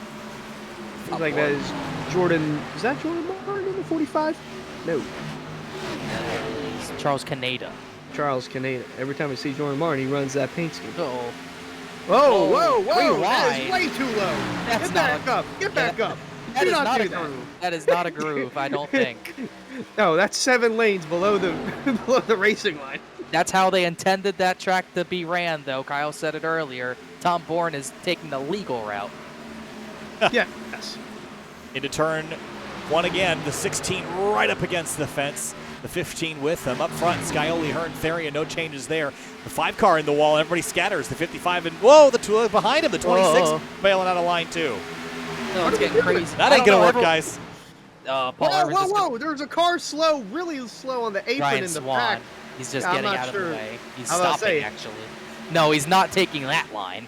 I was about to say, it At looks this like he was point- spinning out. They're going to be doing laps around the infield if they keep going down any lower. I wouldn't be opposed. That'd still be pretty exciting. My goodness, everyone under 50 to go. Gosh, it's time to go. we're definitely getting another yellow at this rate, but I've Oh, been you wrong had before. any doubts? I mean, maybe. We've seen a lot of green flag racing tonight, so who knows? We haven't had any green flag pit stops, though, which is a relief for everybody else to not have to deal with that. We saw some drivers practicing that in practice, but it's something a lot of people forget to do because pit road here is such a challenge. The 18's in the wall pretty big time out of 2. It's another front runner to get their stripe. You get so close to 1 and 2. That right rear kicks out a little bit. That can happen, and it's going to cost him 2 spots here. And that promotes David Weishart to the 4th position. We're talking about green flag pit stops. Saw them last night, but no strategy could beat this guy last night. Led all but 12 laps 2 nights ago in the truck series, and slowly but surely, he's making his way up to the front of the clean race car. How much longer will it be clean, though? I mean, we've seen Fambro keep it out of the wall all night long until just a few moments ago, and Ryan Swan, well, done. Like that. Up front, Scioli, Hearn, and Therrien's back in the mix now, interestingly. But there's still some battles we got to keep our eyes on, like this one. 5 cars into turn 3. This has all the makings of going wrong. Beckner and Senesac. Senesac caused the last yellow. Beckner was a victim of it. For Smith, Hunter, Collier. Collier was in it as well. And Jeremy Rickney just trying to recover to find something to find positive out of this race. He's 4 laps down. Beckner's in the wall. He is really in the wall, trying to get out of it, but he's just stuck in it. Oh, he's going to stay out of it there coming out of 2. Sometimes they just smack it on the corner exit. Nonetheless, still going. That is the 41 of Rigney down low on Collier. Lady in black has a tight grip sometimes. Hit ya. And for the lead, Hearn right back on Scioli here. And these two, it has been nose to tail, but this time Hearn's got to run. He's going to have overlap, and he's going to drive off into 3 with a little bit of overlap and try to get it back mid-corner here, Connor, right to the quarter panel at turn 4. He's just using his advantages at the wrong time. He is so much stronger on the short run out of turn 2 than James Scioli, but cannot get enough overlap to stick to the inside. I think Scioli felt the pressure. He drove in hard into turn 3 to keep the inside line to himself. As we'll see what he can do out of turn 2 this time. Scioli's pretty clean out of there, but Hearn, you see, just pushing a little harder to get that run. And meanwhile, don't look now, but Shane Therrien's staying in check with them right now, as well as David Weishart trying to catch them. Yeah, all these guys running head and toe right next to each other. Weishart closing in. Don't count out Seth Noel. And once these guys get all single filed out. Car in the wall. AJ Roderick and Caneda's crashed hard. Yellow's out. Look out. Back in front of the field. Oh, man. Well, forget everything I was about to say because the caution's out. 40 laps to go. Charles Caneda smashes the wall in the front straightaway after contact with the 69. Roderick loose back across the road and then clobbers Caneda, who just absolutely obliterates that inside wall. Tags the third. Is that the 99 or the 37? Wow. 37. Jeff Ryan. Wow, was that Paul Irvin? I think he went swerving to avoid that one. It looked like he did a good job, but Roger trying to get the run on Grant on the outside. Tries to throttle up, doesn't have it collected. Caneda has nowhere to go. Neither does Tom Horn. What a hit. What a hit. And Jeff Ryan just wrong place, wrong time. It looked like the 45 got into the back of the 69, which is what led him into the outside wall. I think he might have been able to hit it. He might have wanted to hit it anyways with how sideways it got, but we'll see what Jeff Ryan sees on the Simrat Market replay.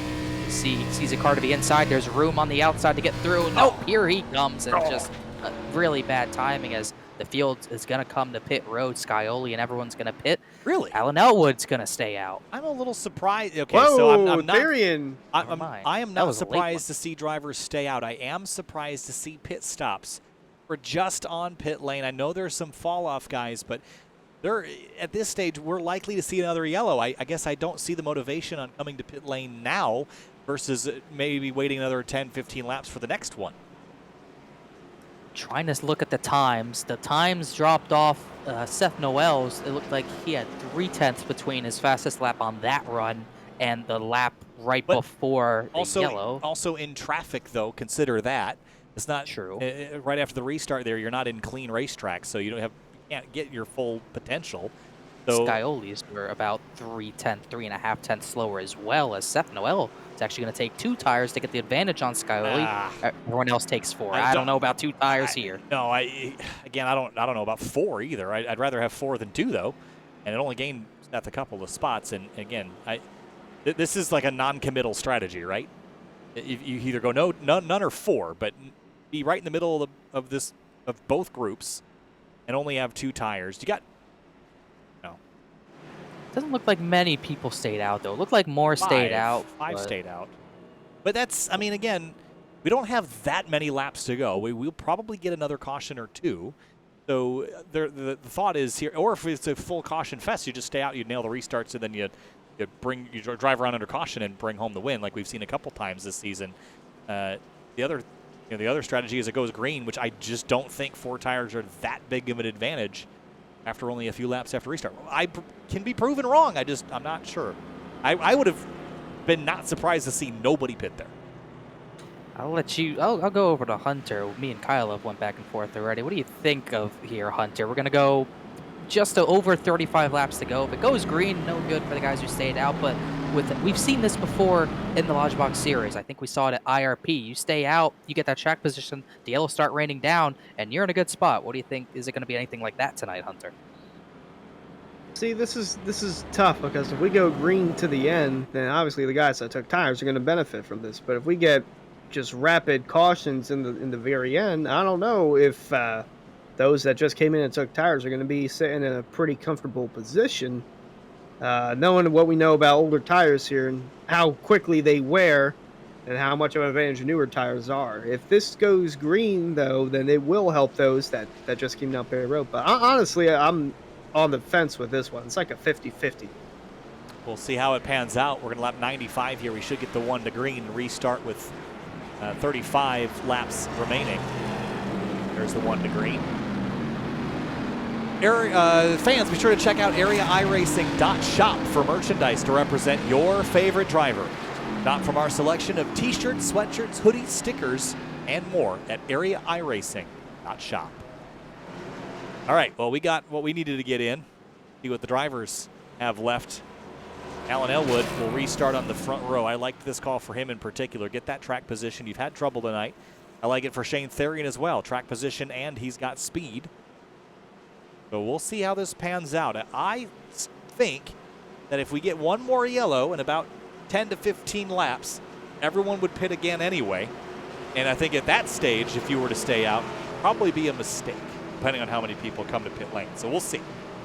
Yeah, we will have to see. But if we get maybe 5-lap run in a yellow, another 5-lap run in a yellow, does that really seal these drivers' fate who stayed out? Do you really have that opportunity to pit again? I don't think you do. We'll have to see. And maybe those extra heat cycles, though, will kind of end up evening things out, too. So many variables. It all depends on how many crashes we have left in the queue. I don't think we have a ton. Might be 1, might be 2, might be more. But here we go. Green flag back in the air, back underway at Darlington.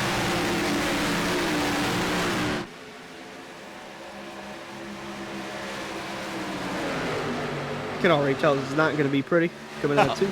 It already doesn't look pretty. What makes you say that, guys? Oh boy, that probably.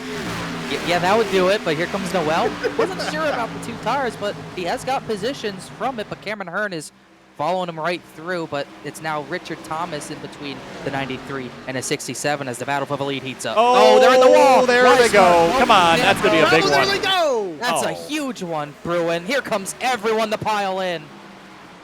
Oh, man. Oh, look out. Whoa. Well, you know what they say. Cautions breed cautions. We got ourselves another caution. I don't even know where to look. Break this one down. Probably. Looks like it started with the 18. Yes. And then Colin everybody just Fanbro. goes spinning and sliding, spinning like a ballerina. So look, we're going to have to break this down in slow motion. So he's dead sideways. yeah. He's got Forrest Smith to his inside. Scioli's right here.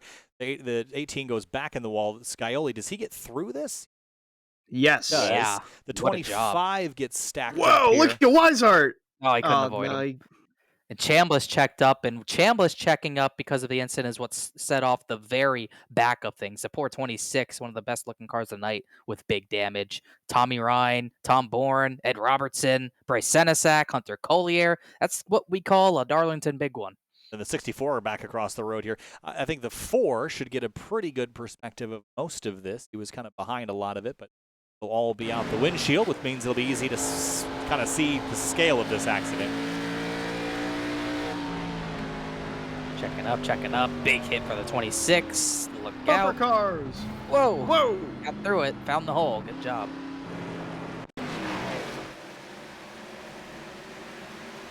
From up above, you just see everybody spinning, smashing. Right here, it all becomes bumper cars. Right Oh, here. look at the 47. Whoa, Holy Tellier. cow. Yeah, he did a great job there. He's 8 laps down, too. I was saying it was about to be a big pile because I saw him kind of driving through it. Let's see what he sees. I don't know if he saw a gap and just went for it. Yeah, that's what he Wow. did. Holy what a cow. job. It's the power of Scott Riggs. Said no one ever, but it worked. It works tonight. Oh, man. Is All he a right. truck champion? I keep forgetting. I think he might be, which is kind of funny to think about. But definitely, I think the highlight of his career is that paint scheme, not the truck championship. Mike Tellier doing it justice. All right. Well, caution is out. Oh, really? Yes. Oh. Here's a look at your race analysis. That's not the right one. The race recap is what we want. 32 laps to go. 5 yellows. Only 3 leaders and 2 lead changes. And this is our 3rd leader. That is driver number 38. Look at you go, Shane. So re-rack him, restack him. We'll go again. But Scioli didn't go anywhere. Didn't have a chance to. And now we've kept got 5 He or almost 6 went backwards. Right, we've got Yeah. 5 or 6 fewer laps now. This is that scenario that I was talking about where if it just kind of goes yellow, yellow, yellow, you don't really ever get a chance to use those fresher tires, and now you've got a heat cycle on them that you didn't have before. The only bad thing about that for the guys who stayed out is that a lot of the drivers that were in that had no tires. Like, I believe, did Fambro have tires? I don't remember, but that wreck happened at the front, and a lot of the guys who have new tires were able to gain a few spots. But more importantly, Seth Noel thought the tires would be a mistake, but it looked like it held up well for at least a lap. Got him to 3rd. Cameron Hearn will be behind him on fresh tires. So no tires on the front row. Then Richard Thomas in 4th also on no tires. Forrest Smith as well. So the inside row is full of tires. The outside row not so much. So interested to see if we see the 38 go picking the outside line here. See how things pan out here, Hunter. I was saying, going to have probably 29 to go when they get the green flag. Those drivers that had newer tires on that last pit stop under the second to last caution, they're closer towards the front. Saw Seth Noel, although he took 2 tires, he's closer. Cameron Hearn as well. Scioli really close now. So it's going to be interesting to see how these guys go. And with the 18 of Fambro, Yes, On he's the on the bump? 8. Yeah, I don't know what he's doing. let's say he is on the lead lap. I don't think Unless he- he's So protesting he the is 1 position. lap down Oh, in okay. the free pass position. Look, the rear end of this thing has, whoops, that's not what I wanted to show. The rear end of this thing is a little second hand. Wow, that thing is punched. It looked like he backed into a telephone pole. I don't. Yeah, Or got there's no shot other with way a- to put it. Silver bullet or something. That was a big old bullet for sure, and it took a bite out of the 18's rear end. And it's unfortunate. Just like Tuesday night, he was really top 5 the entire night, and lap traffic took him out Tuesday night. This time, just a little bit too loose, trying to go for it. Knew that could have been the final run to the end. Trying to get everything he could, and got a little bit loose. As he'll have to fight to get that lap back, and you'll have to fight to get more positions. As we're about to go green with 29 laps to go. Time to go back racing, and laps are clicking down here. About 15 minutes worth of racing left on the board. Shane Therian is in command. He's on the outside this time, and we're going to get back underway here at Darlington. Green flag back in the air. Good launch. We'll stack up in the outside, though, behind the 24 of James Coey. The 5 drops to the inside, but otherwise we're clean and green and away. Oh, Elwood really. Noel really forced the issue, trying to go sort of 3 wide on Elwood, but it Oh, didn't the work. 55. Thomas, poor Smith in the wall. Look out, everyone behind. You see how low they have to go to avoid hitting the 84. It's going to be really interesting. Right behind him, they're going to try and get it all up into 2 lanes. Man, chaos ensues. It's not done yet. He just needs a couple laps to sort out, and I think lap 1 was a little wild, but lap 2 might be better. They're 3 wide and 1 and 2. I don't know about that. I'd look out for Beckner. He might be in a bad spot here. Oh, Oh, nope. Kept it out of the wall. Hudson is there on the bottom, waving everyone by. And all the while, Therian, the leader's in the wall. Yep, here comes Alan Elwood to the top spot, and Seth Noel comes into second, but Cameron Hearn is fourth, Caution. and the caution is out. Jeremy Rigney's stopped mid-track. Rigney, Leip, Tellier, Cochran were there as well. Oh, no. Oh. Oh, Tellier That's couldn't really miss that bad. one. It's a shame. Does Blocking. 16 have some help here? No, yeah. that's a. Yeah, he Oh. gave him a big amount of help. That was Leip trying to protect and block, and Ow. Tom Bourne was having none of it. Oh, man, 47. Yeah. Hellacious Poor hit. Rigney had nowhere to go. By the way, this makes me recall a very specific memory, and if anyone remembers the same moment, then by all means speak up. But I think it was Las Vegas, 2007. Jamie McMurray had a incredible slide just like that. He saved it, but it is on YouTube somewhere. And I remember this specific moment because I saw it a couple years later on YouTube, and it was the highest resolution video I felt like I've ever seen, but it was from 2007, and that shocked me and took me by surprise. So while we're waiting under yellow, I'm going to go look for that, because it reminded me of something very... I believe it was 2009. Joey Logano hit Oh, him maybe into it was. turn one, and he drifted that thing as... Was that the 16 getting a lucky dog? I don't know, but that was 09. He slid that thing all the way through 1 and 2. Yes, Tom Bourne did get the lucky dog, as he just... I'm going to slid get that thing copyright all the strike way for this, but here we go. That's is. what I was remembering. Yep, right there. And it's one of the best saves you'll ever see. That right rear must have been dying after that, but Yeah, here it is. yep. Logano up the track, and look at that thing hold. Boy, look at Michael Leip drive that thing in the middle of two. Go, Michael, go! Oh, Munsell got boy. into him a little bit there. Well, multitasking aside, that's what that reminded me of, but 26 didn't save it that time. Let's see if new tires can save Shane Therian. Didn't really get a good look of it, but all on his own, sort of like we saw the 49 of Alan Elwood do earlier. Overcooked it into 3 and just hit the wall. Put him back to 3rd, and he felt like, what the heck, I might as well take my tires now. So likely his final stop from here on out, and that'll put him very far down the order. 20th. All right, so as I mentioned, cautions breed cautions. How does this help the 49 of Alan Elwood? I mean, he got around the 38 of Therian because he was in the wall, but Seth Noel, Cameron Hearn, Garrick Rance up here. Huh. Yeah, this doesn't There he help. is, P3. This doesn't help the 49, and here's why. Here's a look at Elwood's stint information. Last pit stop 27 laps ago. Guy that was starting, in theory, right behind him. Last pit 13 laps ago. So now that little bit of a gap they had, gone. So assuming that there is a slight speed difference here, Cameron Hearn's going to have the advantage. And Seth Noel is probably not going to pose much of a threat to Cameron, I think, at this stage. Cameron Hearn was also one of the fastest cars prior to all this late race yellow stuff, so keep that in mind. And Scioli just hasn't had the same luck getting through traffic. And it was really that first incident off of turn number 4. He had to check up to avoid contact. That's what really put him behind Hearn specifically. Noel took 2 regardless. So Scioli, it definitely looked like 67 had maybe the tiniest of advantage, but they were very, very even. But the 67 now has the track position. And between the 67 of Hearn, the 7 of Scioli, and even the 93 of Noel on 2 tires, it's a race to see who can pass the 49 of Alan Elwood first. Well, that outside line is going to be in a bit of a pickle with the way these restarts go. So really, it might be Cameron Hearn. We'll have to wait and see what the 7 of Scioli does. But hey, don't get out the 99 of Tommy Ryan. Look at the 3 lined up on the inside lane. Those are the 3 cars that have been the most dominant tonight at different varying stages. Although I don't think Cameron Hearn's actually really led a lot, or none, but he's been up there. He's led at all. Nope. He's been up in the mix, though. Let's say dominant in 2nd or 3rd place. Yeah, and we'll see if he can get to the lead. Noel's not going to get a good jump on that outside, but we'll see how much the tires hurt Elwood's jump. This could really help Cameron Hearn to be right behind him.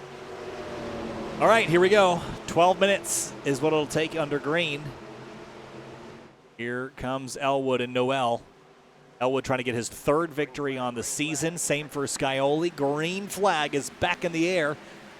And now just 23 laps to go.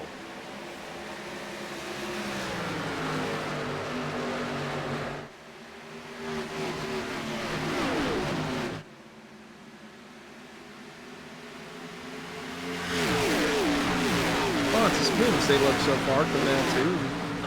Oh, as soon as I say that, three wide. 3 wide. Someone's got to back off. It's Furnace. Whoa, the 48 and the Whoa! 2 almost had contact. Whoop, Oh, there's 38 oh! in the fence. Oh, no! Oh, and he turns him. Not Coey. That was Caution. Poor Jim blatant. Coey. Yeah, what was going on there? I don't know. We'll have to see. But that we caught the end of it, I think. Oh, that Bowie was. into him. Yep. Darian responds very Well. obviously. Well, that reminds me of another specific moment. That You know what happened I- only about 2 months ago. No, I was thinking of a different one here at Oh, Darlington. I know what you mean. I was thinking of. I'm a Larson fan. So that's You know what I'm thinking of. remembering now? Oh, I know what you're remembering. That one was more blatant, believe it or not. You remember that one, Hunter, the one I'm referencing?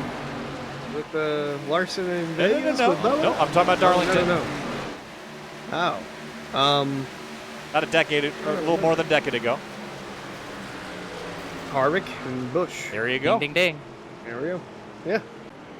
See, I'm still caught up with history. We just have very representative looking accidents tonight. That one. That's what happens when you take tires and you're kind of on your own. You put yourself in that mess. Darian did that. Coey drifted up. It was definitely Coey initiating the Oh. contact, but Really? can't do that. Alan Owen's gonna pit And with he's 20 gonna laps to go. Bring just the 55 with them. That is Wow. weird. Wow, I was not expecting that at all. So now if we go on a green flag run to the finish, well, unlikely we do, but if we do, this could put Elwood in a good position. Granted, he's going to make Maybe. up a bunch of spots throughout the field, It's but going to get buried. There's a lot of cars staying out this time. Yes. By the way, just to point out, that is a definite parking of the 38. Shane Therian done for Oh, the night. yeah. I mean, maybe it was worth it, but I don't know. I mean, he has a win. Sure, he can do it, I guess, but definitely can't do that. And you can't. is Should've definitely just is done a- rewarded with the rest of the night off. Yep. should have just done a Matt Kenseth. Oh, I cut my left front. I couldn't turn it. Oh, he had fresh tires. That ain't flying here. That is still my favorite Oh, excuse man. ever. I miss love Matt Dale Kenseth. Jarrett. Joey Logano, I love Dale Martinsville. Jarrett on NBC, like post race, how he was just talking all this stuff about Matt Kenseth. You didn't cut your tire down. You're lying, and it's just funny because obviously he's lying, Dale Jarrett. You really think he's being serious? That's Matt Kenseth humor in a nutshell, though. Incident aside, Matt Kenseth's humor in response to that made me a fan of Matt Kenseth. Yes. Oh, he made a lot of fans. It's in just Virginia that dry day. Wisconsin humor thing, like a real thing. If people know people from Wisconsin, they'll know. I know other people from Wisconsin that are the exact same, and it is very entertaining every time. You know what color Wisconsins love the most? Yellow. Yes. Cheese! Oh, And the yellow's out. 19 to go here at Darlington. Cameron Hearn going to restart as the leader. Not this time by, next time by. He'll get the one to go. Got to think that Cameron Hearn is sitting in a pretty good position, although he's going to have the 7 of James Skyerly restarting behind him. And we know that he's still got race-winning speed underneath that 7. Was it?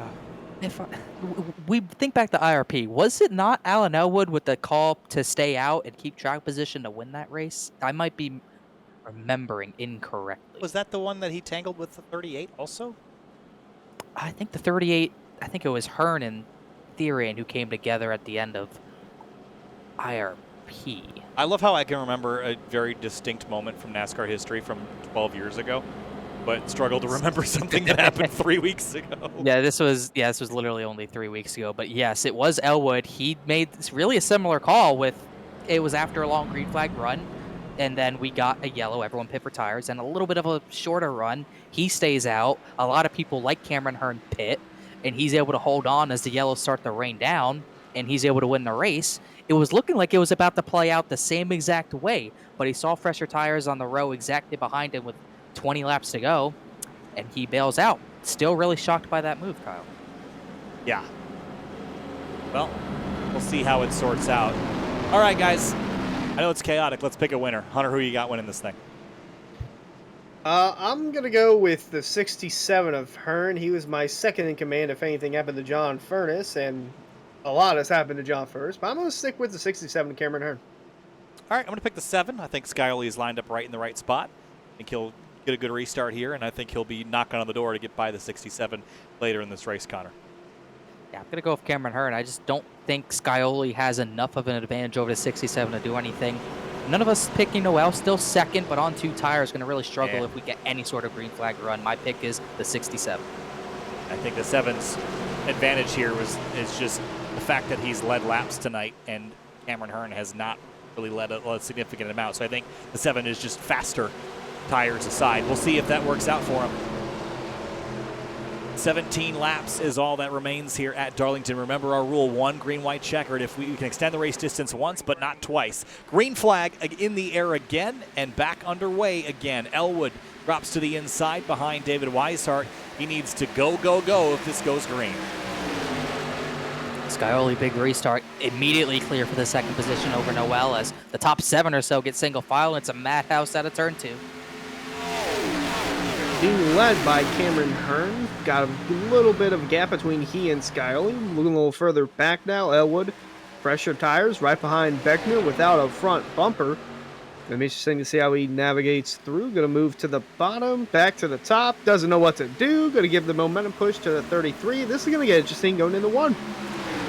And so far, Elwood not gone super far, but obviously is quick. Skyoli now fending off Seth Noel, but comfortably in 2nd. We go back to this one. Oop, 4 cars a little loose out of 2. Here comes the 64 of Robertson to the inside of Smith.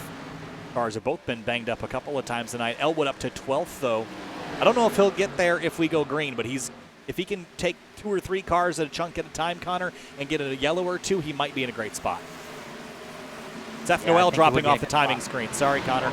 I was going to mention that. He got a restart violation. It was reviewed. It was shown to be upheld, and he just hit the old Alt F4, and he's not going to see the the 84 is sideways for Smith. Great save. Wow. That was a heck of a save. I don't know if anyone else saw how sideways he was, but that was incredible. Unfortunate for Seth Noel, but meanwhile, Forrest Smith saves a race car as they still battle side by side. Weishart and Beckner, the modified, doing a pretty good job. Yeah, that's a shame to hear from Steph Noel. I know they don't like when drivers all have 4 out, so that's probably not going to go over well. Beckner. Oh, Beckner really sideways. Hey, now. I know he loves running on dirt, but no, you don't got dirt here as Elwood continues to move up through the field, now up to 9th. Elwood moving pretty quickly here now. Still a little bit of scrapping behind. Oh, no. Going to dive 3 wide here into turn 1. Oh, yes. And he'll take 1. Maybe can he get 2? He should have him at a 2 here, I think. Senesac doesn't have the grip like that. He's going to get it. That was aggressive, but at this point, you kind of have to. You can't say it's too aggressive. No. You're only 13 to go. You got to go. Got to go anytime. But especially now, it's really go time for the 49 of Elwood, and you got the fresh tires. Why not put them to use? He's putting them to use right now as these guys battle for position up front. The gap is about 2.5, 3 tenths. They've almost been matching each other's pace. A slight advantage to the 67 right now. Still looking at Elwood back as this battle's really not there quite yet. Elwood's by Furness, got through him in the middle of 1 and 2. Battle behind Paul Irvin and Senesac side by side. That will be for the 8th position, and Irvin's going to have that position as well. As a 49, see how hard he's pushing those tires in the wall. No, the 33. No. There goes Weishart into the wall. Irvin, Senesac. We're wrecking big time. Another big one has occurred at Darlington. Oh, my goodness. Scratch everything with Elwood moving up through the field. We're going to bunch him up again. Well, that's going to help him in 6th, though. Lose laps, but, yeah, they just kind of came together. Yep, that kind of is that. All right. Wow. Bar. Yep. So my decision of whether or not we jump to break briefly is going to all depend on if anyone decides to pit and do something interesting, which is possible. We're going to keep our eyes on the pit entry here and see what strategy is. But now it's too late to do what Elwood just did now. So Elwood is in a great spot, but if anyone sees what Elwood is doing and tries to copy it, you don't have enough laps left. Well, I'd be shocked to see anyone ahead of him pit, that's for sure. but there are guys up there that are on really old tires, I believe. I don't know if Garrett Grant has fresh tires. So they might. Everyone is on the same strategy in the top 5. They're all on 28-lap old tires. Now keep in mind that a lot of this has been yellow. Elwood has a 19-lap advantage over them. Furnace has 7-lap fresher tires in the top 5. Then Mitchell is on the same strategy as the front 5. So really it's just Elwood and Furnace that have an advantage. Top 5 all on the same footing. And pretty much everyone stays out except for the drivers who were in the incident. So no crazy things happening under this yellow. And that's probably it for strategy, almost certainly. Yep, and with that, we're going to take a quick break, and we'll be back in just a moment for the restart.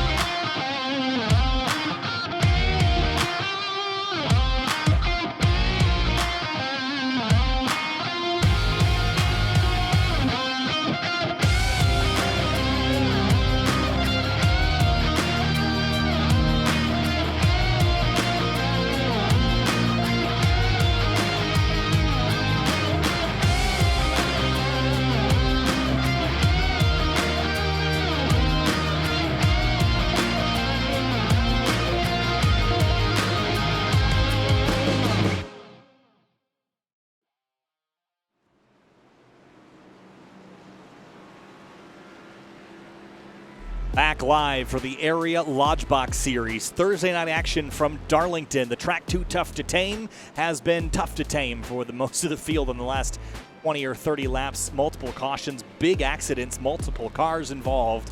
Connor, the first 3/4 of the race was pretty clean and green. Since then, it's been a real challenge to keep it straight. But now we're running out of laps. It's going to be a restart with probably 6 laps to go. And that'll only be one more yellow before we're in overtime. It's really what we've seen a number of times throughout the season, really. We saw it at IRP. We talked about that. Atlanta had late yellows. Iowa, the same situation played out. We've been seeing this really the last 3 races in different aspects. Ever since Mid-Ohio, the fully green race, because it's a road course, we've seen these types of races that go green, have one yellow that kind of trips things up, and then we see strategies play out, and then the yellows breed yellow. So another situation where we've kind of seen that again, but really the drivers at the front have been the drivers at the front. Really, no one's touched Cameron Hearn or James Scioli other than Alan Elwood, who took himself out of a lead after hitting the wall early on. Those 3 have been the class of the field. Garrett Grant, Chris Rabel, waiting to see if they can do anything about these guys winning this one. And I'm really excited to see Hunter what that 49 can do. Yeah, that's the thing. He's 6th, so he's gonna restart 3rd on the outside line. Hearn's gonna have the 5 of Grant behind. Now I don't know how competitive the 5 of Grant is. This speed's kind of shocked me when saw he was inside the top 5. He's up to 3rd. He's gonna have that advantage though, because as the leader, you just launch on these restarts. Although the 7's been able to keep up with the 67 of Cameron Hearn, so we'll see how that plays out. But if you're the 5 of Grant, you're sitting in a pretty good spot right now. There are only 5 drivers that have a best lap time of under 30 seconds. It's Hearn, Scioli, the 49 of Elwood, Shane Therian, and there was one more that I missed on the board somewhere. But that's how competitive that front group is. Garrett Grant's best lap time is a full 10th.5 slower than those ahead of him. He has not really been at the pointy end of the mix, but he's been in the mix tonight. So we'll see what he's got here, given the track position and 6 laps remaining. Remember, if we get a caution, that will pretty much, if we at least go 1 lap, it will trigger an overtime situation, and that means that we can only have 1 more caution where we get a chance to restart. We could have 2 more in theory. 6 to go, and green flags back in the air, racing again, and the 49 wiggling and wobbling. Struggling to get up to speed. A little pushing and shoving. Here comes Scioli on the outside. Scioli just took the lead away. I'm not sure how that happened. It looked like Hearn thought he was going to jump the restart. He slowed down to not hope to avoid a penalty and let Scioli get the jump. Scioli to the race lead. And I think Hearn has a penalty. He got himself a penalty. He's done it again. Well, oh no. Just like that, It switches the lead over to the number 7, James Scioli. 2 wins on the season, 5 laps away from another one as everybody fights for position behind. Elwood's up to 5th. He's boxed in. He's getting contact from Tommy Ryan. He survives it. He's going to get the 4th position away, but he's got a long way to go. He's loose. Oh, he's loose. Oh, my gosh. goodness. The car control from Alan Elwood there coming out, too. Wow. Trying to hang on to it here, coming to 4 laps to go for Scioli. Elwood is up to 4th. He is charging. He's going to need every ounce of speed he can coax out of this 49 car. He's going to run out of time if he doesn't get up on the wheel quick. It is still side by side inside the top 10. Oh, car on the wall. That's looking like Coe gets it back going, but I don't think the 49 has a shot without a yellow, really, at this point. The pace advantage isn't quite there, but he's looking like he'll sure get a top 3 if he can just hold on here and keep a tight line. Chris Rabel showing a fine line on the bottom, though. They're side by side for that top 5 spot. That's Tommy Ryan and John Furness. Furness, this would be a really big improvement to get inside the top 5 after the way his night started and has been. It's going to be tough, though, trying to get around the 99 on the outside. He gets the run to stay in front of Furness. Furness a little sideways, as it looks like Garrett Grant has stayed about caution. 5 to 6 tenths. Oh, Out of turn 2. Oh, Another hit. That is what Elwood needed, but he'll still be on the outside. And it's overtime now, which means we'll get a 2-lap sprint to the end here. And given, well, he had contact from the 37 there, not his fault. Yeah, he was really struggling for grip. He had no rear end, which will never help.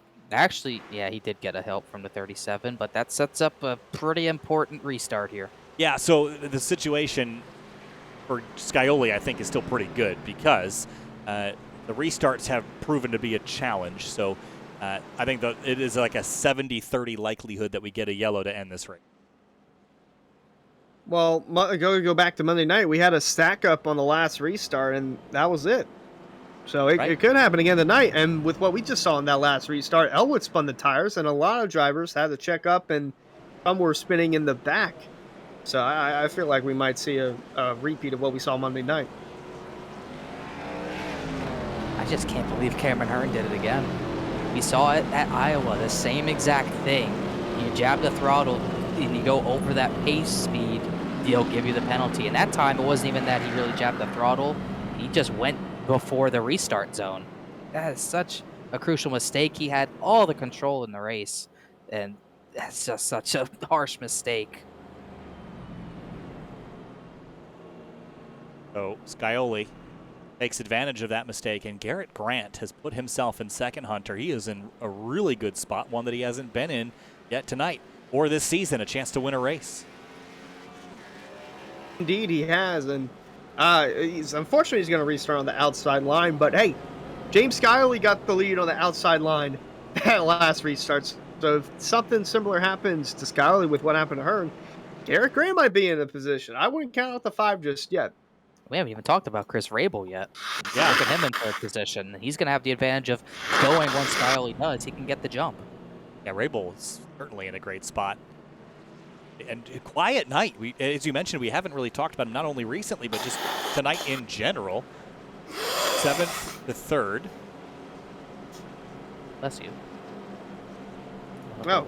Thank you, Hunter. Oh, We got that was all live on air, buddy. Hope it's clear. Yeah, I was it's been a wondering struggle about the that last one. week. Yeah, but got that clear out of the way now. Ready to go for the next restart here. If we do get a restart, because like I said, it could happen Monday night with what we saw. It was a very anticlimactic finish. It seemed like it was going to be really, I can't wait for this restart. Can't wait to see who goes, who doesn't. Then they all wrecked at the start-finish line. And I was like, well, that was a bummer. All right, so other cars in the mix. Tommy Ryan, we've talked about him a little bit. Look at his starting position, Connor. 30th to 5th.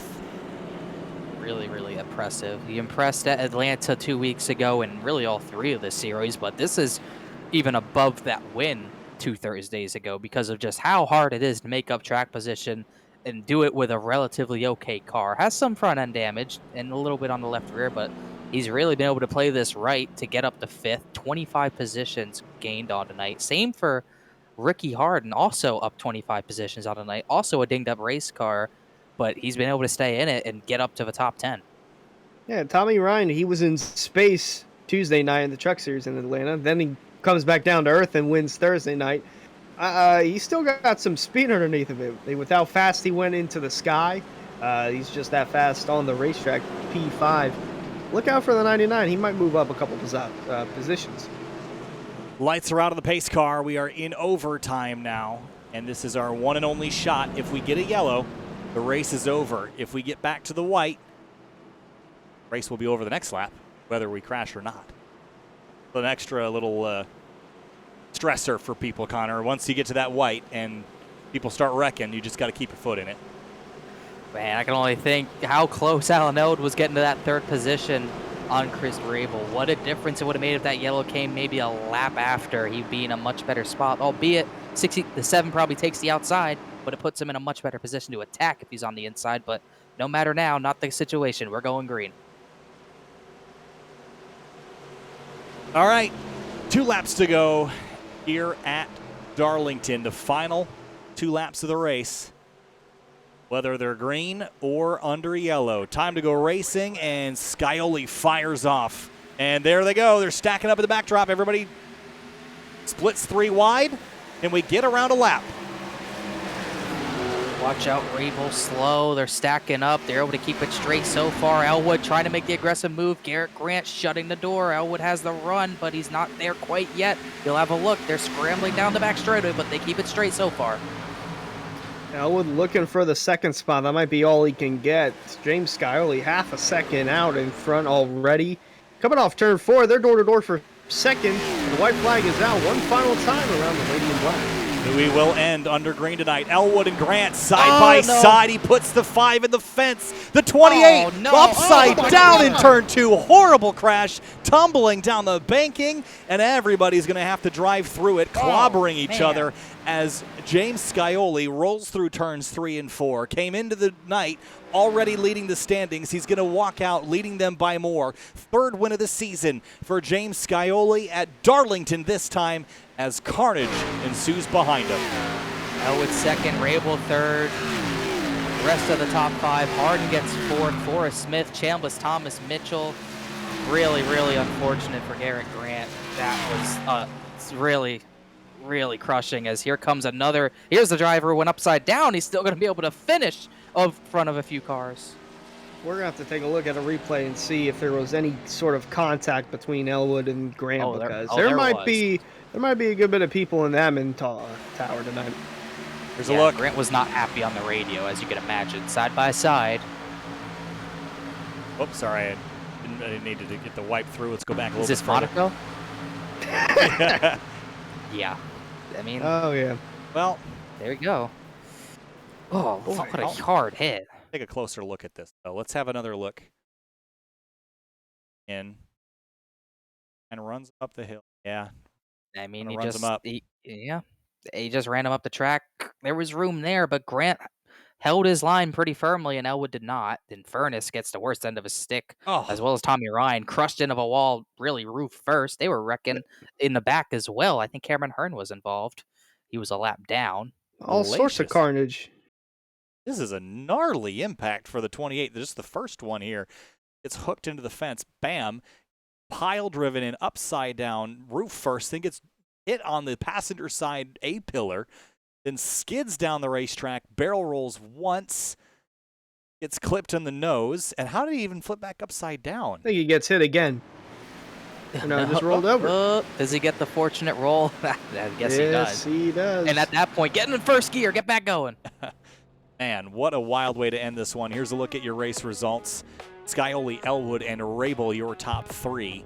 That doesn't explain all the rest that happened, but a pretty wild night indeed, Connor. Looking down the rest of the order, who do you see? Richard Thomas, where'd he come from? He did restart near the front after he stayed out, but he was able to recover for 7th. We didn't talk about Brian Chambliss once, and usually we talk about him at least once. We did not, but he gets 6th place. Forrest Smith, Ricky Harden, 33rd to 4th. 29 positions. Really solid job for him. Definitely the biggest mover of the night. Matthew Cochran another driver who really didn't see up all much tonight comes out with a top 10, Hunter. Yep, and looking at the rest of the field, man, Swervin' Irvin, I mean, living up to the nickname. He was all over the place, got 11th, 12th for Fambro, Jeff Ryan, Senesac, James Coey. James Coey was all over the place too, still wound up with a good 15th place finish. John Furnace, after flipping over, comes home 17th, and then Garrett Grant 20th in a controversial fashion. Tough one for him, and we'll look down the rest of the order here. 21st through 30th, Cameron Hearn. That restart violation ends up outside of the top 20. Probably should have, could have, would have won this race. 21st place. David Weishart ends up down the order as well, and some others down at the bottom. Let's talk with our top three. Chris Rabel is the third place driver in the number 29. Couldn't quite out a victory in this one. He comes home third. Chris, hey, congratulations. Not a bad run. Top 5. Take us through your night and then surviving the last 30, 40 laps of this one. Thanks, man. Appreciate it. Yeah, first of all, I want to thank my sponsor, Century Communities, Southern Creek Clothing, High Banks Podcast, and then obviously the guys at Keeping It Real Esports. But the night started off pretty calm. Started back there in the back half of the top 10. Just kind of rode around for the first 3/4 of the race, conserving tires as best you can. This track, you got to race the track more than the cars around you, so let everybody else make mistakes around you and go from there. And stayed out on old tires there. I think we had like 42 lap old tires there at the end, so eliminate the wheel spin, avoid any carnage that there is going into one on right there on the last lap, and bring her home P3 somehow. It's crazy. Love this track. Looked like a fun one tonight, Chris. Congratulations. Strong run. Top 5. Take a third, and we'll see you next time. Thanks, man. Appreciate you guys. Appreciate it. Thanks, Chris. Elwood, second place in the number 49, came into the night with 2 wins and was a second shy of a third. Scioli got that third, Alan, tonight.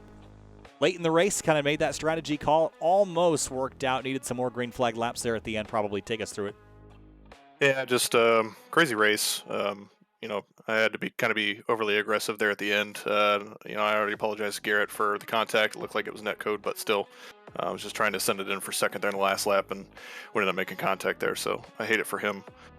Good job on Scioli.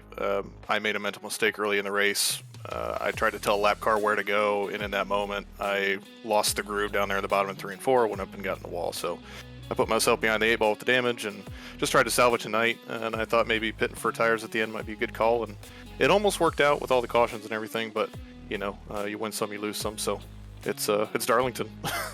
Night salvage, second place, Alan. I would say that it worked out okay in the end for you. So congratulations on that. Good run, good points night, too. We'll see you next time. Appreciate it, guys. Finally, James Scioli, third win on the season and got the lead in perhaps an unsuspecting way from a restart penalty from the 67. That's the second time that's happened to him this season, James, but you'll take it, I bet. Third win on the season. Take us through your night. Yeah, we'll take it. Definitely feel bad for Cameron. He's kind of been having some VR troubles. It's been hard for him to see certain things, especially little lines like that. So hopefully iRacing adds something to make that a little bit more visible. But definitely take the win. It's just, I don't know, these races, they're starting off so good, and we can have long runs at the beginning, and then it just turns into utter chaos every time, and they're just haven't been very fun lately. So I'm definitely glad to get the win, more playoff points, I guess. I think I'm still leading the points, which is good, but it's just, I don't know, just hasn't been fun. The first run was a blast, trying to save tires and battling with Alan, and I had Cameron right behind me, and that's always fun, and I know we can do that week in and week out throughout the field. It's just we get some late cautions and forget how to drive, I guess. Well, regardless, James, yeah, it was definitely a slower tail half of the race, but you'll take the win. Congratulations, and we'll see you next time.